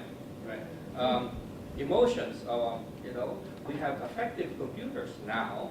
Right? How much more 20, 40, 50 years from now? All right? And autonomy was one of the things that was mentioned in the ISO, with some autonomy. If robots become autonomous, they will not be robots anymore. So what do they be? Well, they can, Amy. yeah, they can still be they can still be robots if they're autonomous. It's the other capabilities that if we give them, then we have to question. If we give them sentience, consciousness, ability to feel pleasure and pain, then we have to question what we've created, and then we get into the whole robot rights conversation, which we should stay away from. That's your realm now. Yeah. Your robot Yeah. ethics, right? But I think even, I mean, because you can have an incredibly autonomous industrial robot that we would say, well, that's still a robot. It's fully autonomous. Yeah. But it's a robot. But actually, I think it would also be good for us to make the distinction too about artificial intelligence and robotics. That's right. Yeah, because sometimes the two become synonymous in a way, and that's how we've been talking for most of the day. But the robot is the embodied, physical thing in this Correct. world that acts, Right. and it can be incredibly autonomous. It can be human operated. Yeah, so it has varying degrees, but it's acting out a script that has been programmed. Right. And then artificial intelligence It's different. can be used in robots, Right. and that creates a level of unpredictability, right? That's where we have machine learning, and it's supposed to be able to learn patterns and things that humans can't predict. It can be in the robot, or it can be entirely separate from the robot. It's just an algorithm. So it's also good for us to know those two when we're talking about humanoid robots, or just robots, and then whether or not they have artificial intelligence changes, yeah, the discussion. Yes.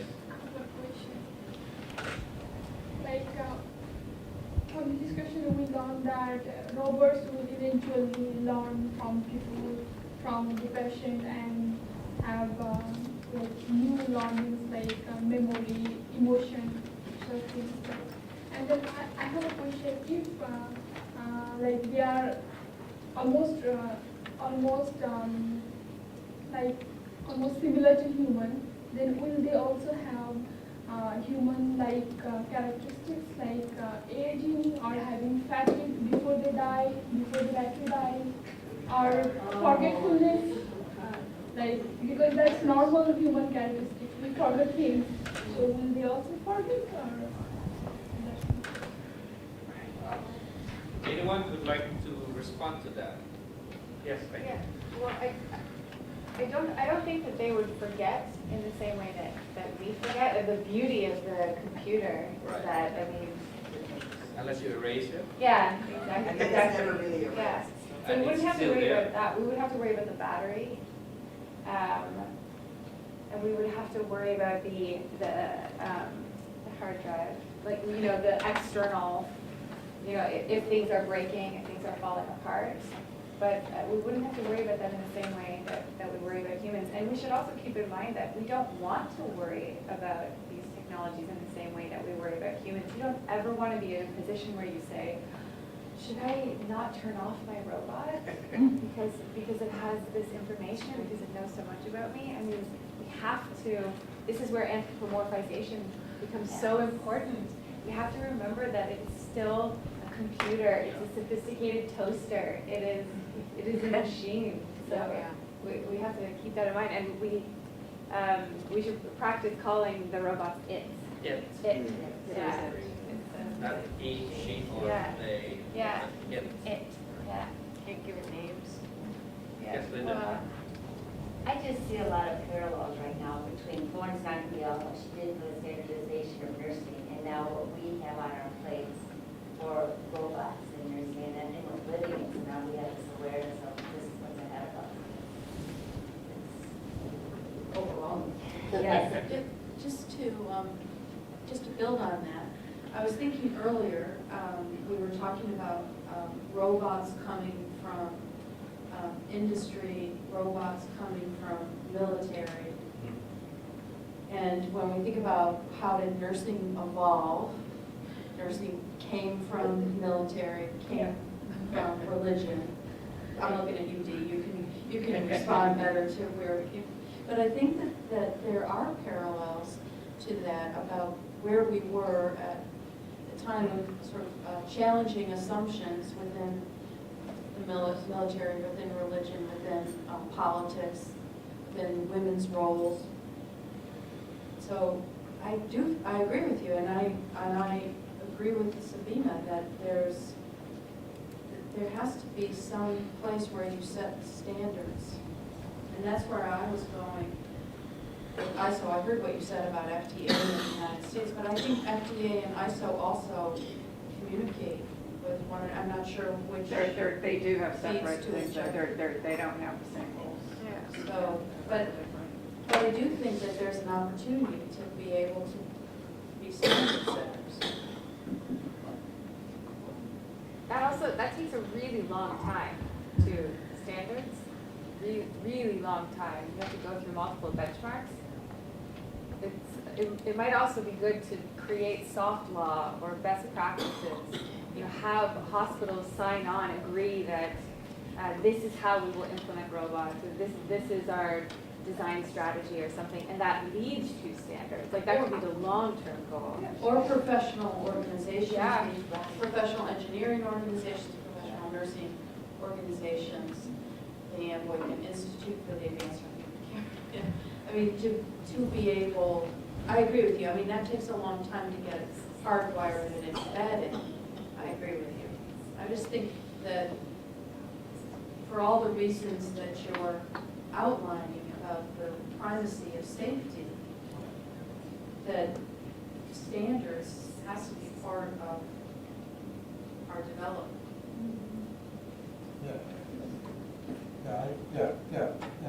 The safety is the most important issue. Yeah, I think so. So, yeah. And because the safety is the most important issue, so we have to consider insurance cover insurance coverage.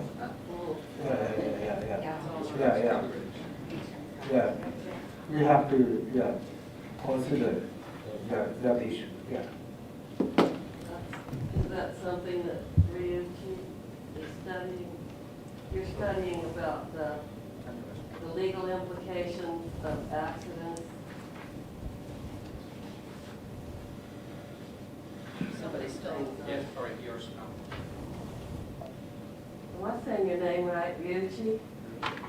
Ryuichi? You're studying about the legal implications down the road of accidents with robots, right, with healthcare robots and so on. So that insurance coverage and liability issues are part of what you're studying, right? He's looking through his father. You got John.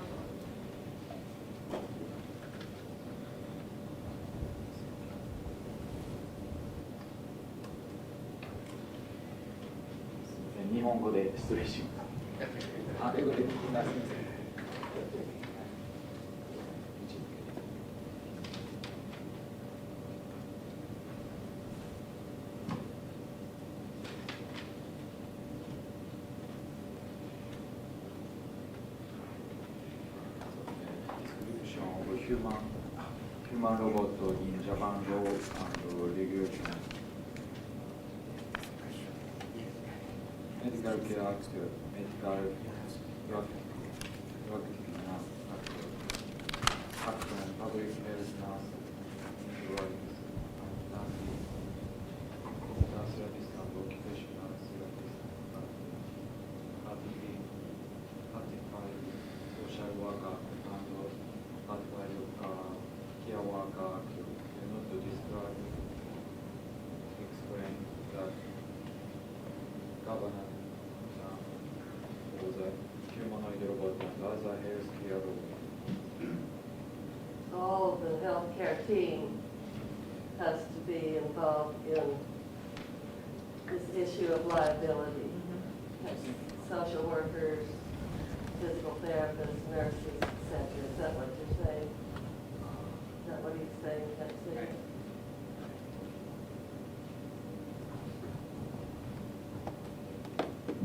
This means the robot to use medical care. We have a law. For example, if Dr. Chao is working in the hospital, so he should follow up the medical law. And we nurses have a nursing act, and the social worker has a nursing act. But we don't have a humanoid robot. How do we use the humanoid robot? And then in the medical law, doesn't have in Japan. In the USA or Canada has a medical law.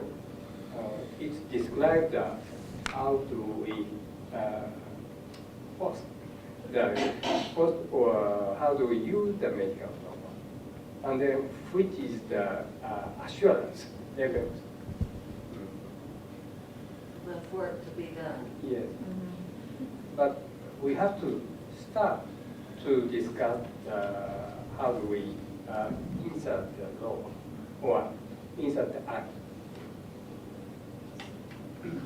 I got confused though, because right now, even in the hospitals, we have robotic surgery, and then our nurses are assisting our surgeons, and then they have nano-robotics, and then they're the one doing biopsy and guiding surgery. So are we dependent on the medical profession giving us the law or the regulations to operate this in healthcare, and nurses are there to assist, or are we to make our own, because it's a nurse robots that we are trying to create. You know what I mean? Because the robotics can be in different fields, like industrial robots or human healthcare or surgical robots or whatever it is intended to be used. So in every field probably there will be a different regulations governing such. So right now we are using it in our surgical procedures in the hospital, even diagnostics. So how they're being implemented, so I'm interested how nursing would, our position as a profession, that regards, because we are there side by side with our colleagues and professionals in the medical field. So I'm just interested in what's our ANA positions on the use of these technologies in healthcare. What are we there as a healthcare provider as well? So sorry. We have to discuss one more question. Okay.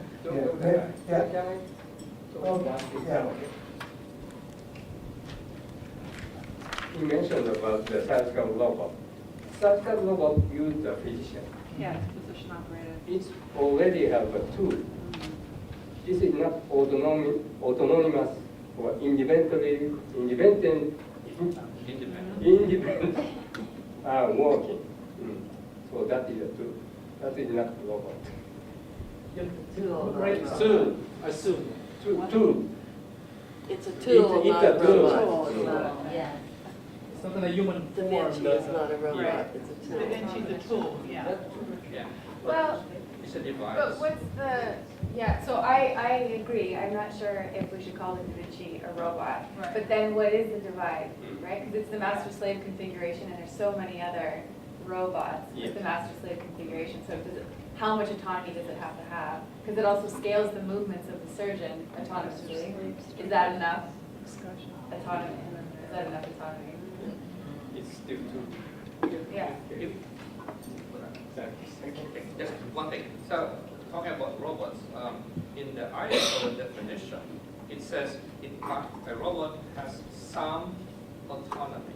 And so that's what it is as of now. Some autonomy. What that some is a question that remains probably to be answered. And that's probably our next question about thinking. All right. Okay. Dr. Kai? Okay. A question. Okay. I'd like to move on to the next question. Okay. What type of thinking differentiates human from humanoid? So what's the difference between human and humanoid? Please discuss this question. What's the difference in thinking between a human and Right. What kind of differences in thinking between a human and a humanoid? Right. So that's the question that we're going to grapple with. Oh, you're still on. Oops. The humanoid or the robot is computational. It's just crunching numbers. That's the thinking. Human is empathic, artistic, creative. It's a very different kind of thinking, I would say. That's how I would immediately differentiate it. Yes.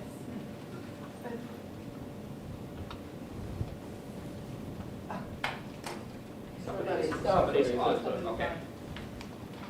Yeah, so, I mean, that's how I would normally think about it, Amy, but I thought that there's this evolution where robots can be empathetic, can display empathy. Well, displaying empathy is different from being empathetic. Yeah. So you can Display is a program. The Yeah, program is exactly. an affective Yeah. learning type kind of So, situation. yeah. Yeah. So that's an important distinction as well too. But also, you have human caregivers, right? We keep going back to this, the person who's talking about they were robotic in their own caregiving. Yeah. Maybe you could display empathy without actually feeling empathetic. Who knows? Yeah. This brings us actually to the two terms that are kind of playing itself around today. Expression, okay, expressing caring, or is it manifesting caring? Right? Is it manifesting or is it expressing? What is involved in expression? Is there thinking? How about in manifesting? Is there thinking? Well, you would say maybe robots can manifest, but should there be thinking with it? Can human beings also manifest thinking? How about expressing? Can humanoid robots express? If expressing involves thinking.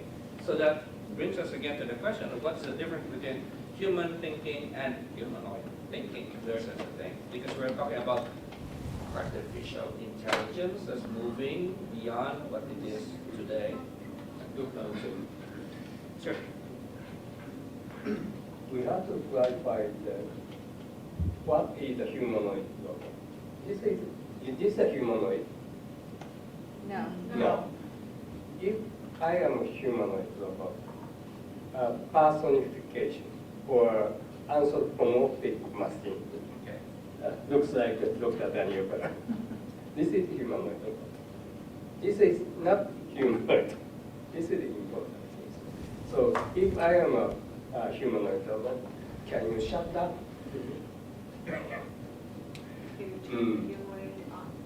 Humanoid and only the robot. Or that only robot can speak. I'm sorry, your pet died. But if I am saying Dr. Charles as a cat, and the cat died, I'm sorry, your cat died. And my expression, but this robot expressed, I'm sorry, your cat, it died. This is not humanoid. It is important. What is thinking? Yes, and can I talk one more thing? So Dr. Smith mentioned about the singularities before. So now in Japan we have an accounting system developed by the Japanese government. So tax account law will be disappears. And the 50% tax accounting person work disappear because we can input the data. It's automatically calculated. The important law is consulting law to decreasing the tax. Interpersonal consulting. If this robot can do consulting work decreasing the tax, our tax accountant law will be disappeared. If our nursing law is a very simple task, bringing medication and checking blood pressure, our nursing law will be disappeared. I think. That goes to the idea that in Marlene's presentation earlier, 50% something and then 75% effective in decreasing human resource or something like that. It's a cartoon. Oh, yeah, 50%, yeah. Yeah, 50% and 70% effective in decreasing human resources, right? So that's what Dr. Tanioka is trying to say. Now, going back to a thinking human and a thinking humanoid, right? So a humanoid, of course, would look like a human. I mean, that's the adjective of what a humanoid robot is. Looks like a human being, right? There are many versions of a humanoid robot. Yeah. Okay. So, So I just wanted to go back to the original question, expressing versus manifesting. And so when I think of that, expressing, I think Amy said it earlier, it's more so a reflection of maybe the programmer. But manifesting, to me, is original thought or the capability of having original thought. We sometimes experience maybe students or providers in the care setting that don't seem to be expressing maybe caring or compassion, but they have the ability, maybe they just have not tapped into maybe that framework or that talent. So I think in terms of the original thought or the robot just reflecting would maybe be the difference between the human and the humanoid.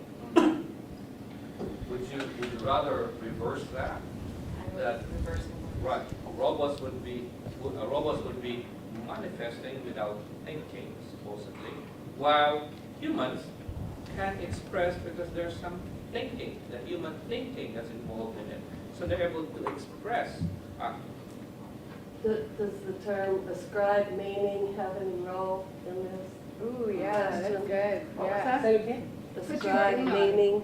Put your thing on. So it's Ascribe meaning. situation. Does that differentiate between Yeah. human thinking and robotic thinking?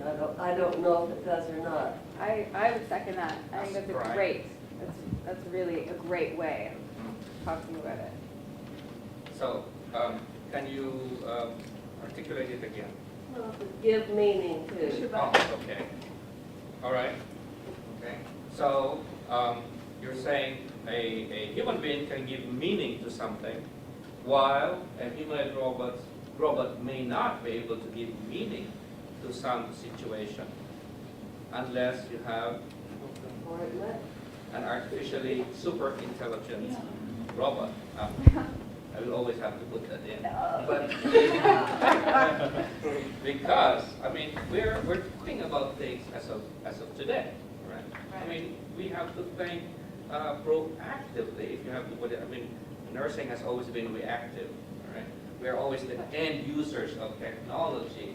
That's why we're talking about getting into the table and on all this other stuff. So you know there is a future, whatever the future is, right? So that's one thing nice or good talking about the future because we don't know what it is. Right?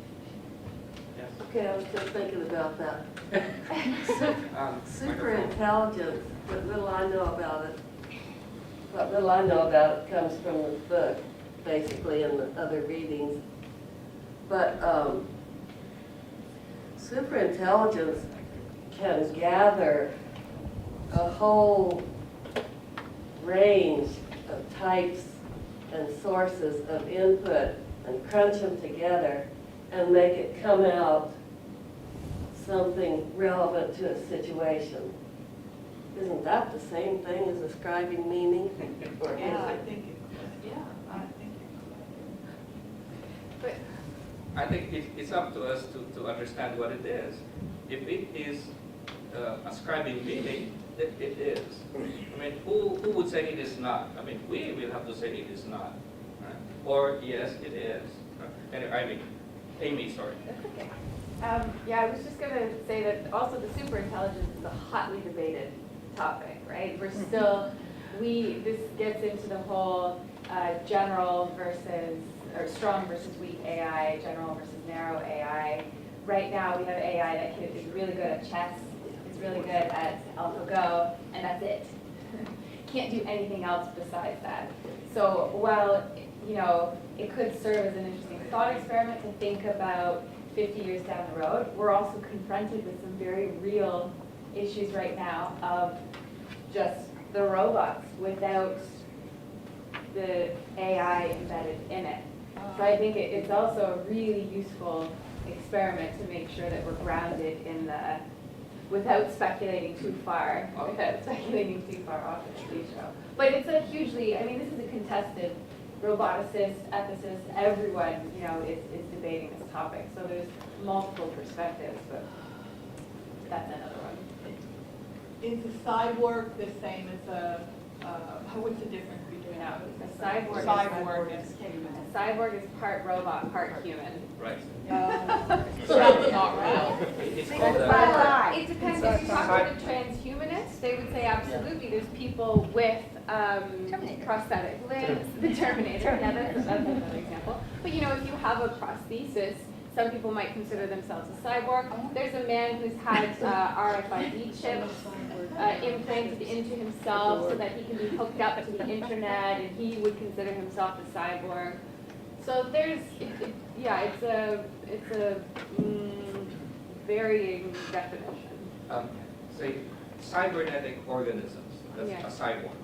So the idea is that a human can live because of technology. So you have pacemakers, you have bioengineered pancreas, you have You have, I want to say something funny, brain transplants. You have artificial valves, you have all those things. That the human being can live because of a mechanical device, artificial device, electronic device, etc. You are a cyborg. But some people will not think that, right? But in essence, you are, because if you remove all these technologies, you die. You die. You don't exist, right? Or What if survive. you don't die? What if it's just assisted? I'm sorry. What if you don't? Yeah, assisted. It's just assistive, it's not that you'll die, so Right. then you're not disciples. Essentially, what will happen to you? Go on. All right, until natural. until you die. Right, exactly. Right. Yes. The cyborg is assisting you to function. Mm. If we think of us as nurses, we're using technology to function in our roles. With the machines, with the blood pressures, with even the stethoscope is considered a piece of technology. So do we, when we get into that question, is that are we, not like the science fiction cyborg or the Borg from Star Trek, Right. but are we using that technology to assist us in our functions? We can go back to the definition of what is cybernetics, right? And how can cybernetics and the environment influence what's happening in a healthcare setting, for example. If you go to the ICU, I mean, definitely all these technologies, right? You have influenced by cybernetics in many ways, shapes and forms. Right? So the literal, but the current definition of what cybernetic or cyborgs are is there is a dependency on some form of technology to maintain human life. I mean, the idea is you are human rather than technology. You are human with a technology. You are not a technology with a human thing. So my suggestion, we have to watch Bicentennial Man. I know. I love it. Or Ex Machina, right? Or never mind. Right, or iRobot, right? But Bicentennial Man, which was released in 1999, right? And you see the transition from robot to human, right? From beginning to end. You are created, right? You were not born. You were created. Does that make a human being? And that leads us, Dr. Kai, to our topic for tomorrow morning, right? Dr. Jennifer, you want to wrap up? Oh, shall we wrap up? Before anything else. When considering this question, we have to consider human consciousness. So I think this is whether humanoids have human consciousness or not. No. No. No. Tomorrow. Tomorrow's going to be blood boiling too. Tomorrow, okay. Thank you, Dr. So I'd like to close this session by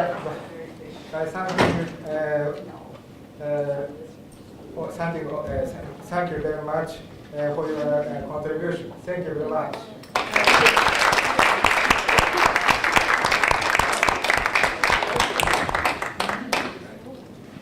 You have assignments for tomorrow, right? Okay. We have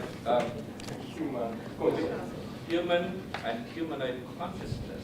And Dr. Ray will start with some philosophical points of view, philosophical perspectives, and we will digest that idea pertaining to humanoid robots. But before we disperse, that's the word, Dr. Sonnefer will have the last word for today. Well, Nino has told me that I need to Push your button. summarize. Push your button.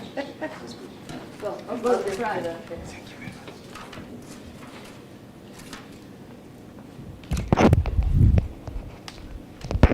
Nino has told me that I need to summarize today. Isn't that what you told me to do? It's not an order, it's a request. Okay. The So- robot in me says request. Okay, so, let me see. The first part of the day was spent talking about valuing the values that we think need to undergird any potential caring humanoid robot and the ethical principles that are associated with those values. And I think Dee Ray and Amy and Dr. Tetsuya gave us some great information as well as some specific frameworks that we can think about. And we have used those values in our further dialogue today, and I'm sure we'll be using them tomorrow as well. And then Marlene, you and Zane shared some important information about what are some of the essential knowledges of caring that we need to bring to this work.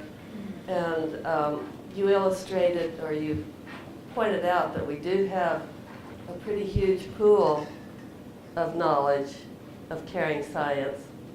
Let's draw on it, let's access it and draw on it. And I think Nino's point was very well taken, that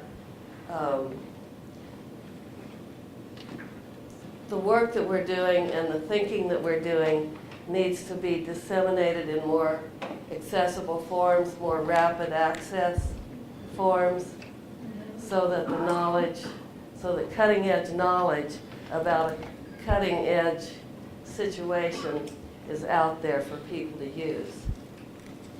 And then Dr. Kai, thank you very much for making us really think about what is a robot and what is a robot not.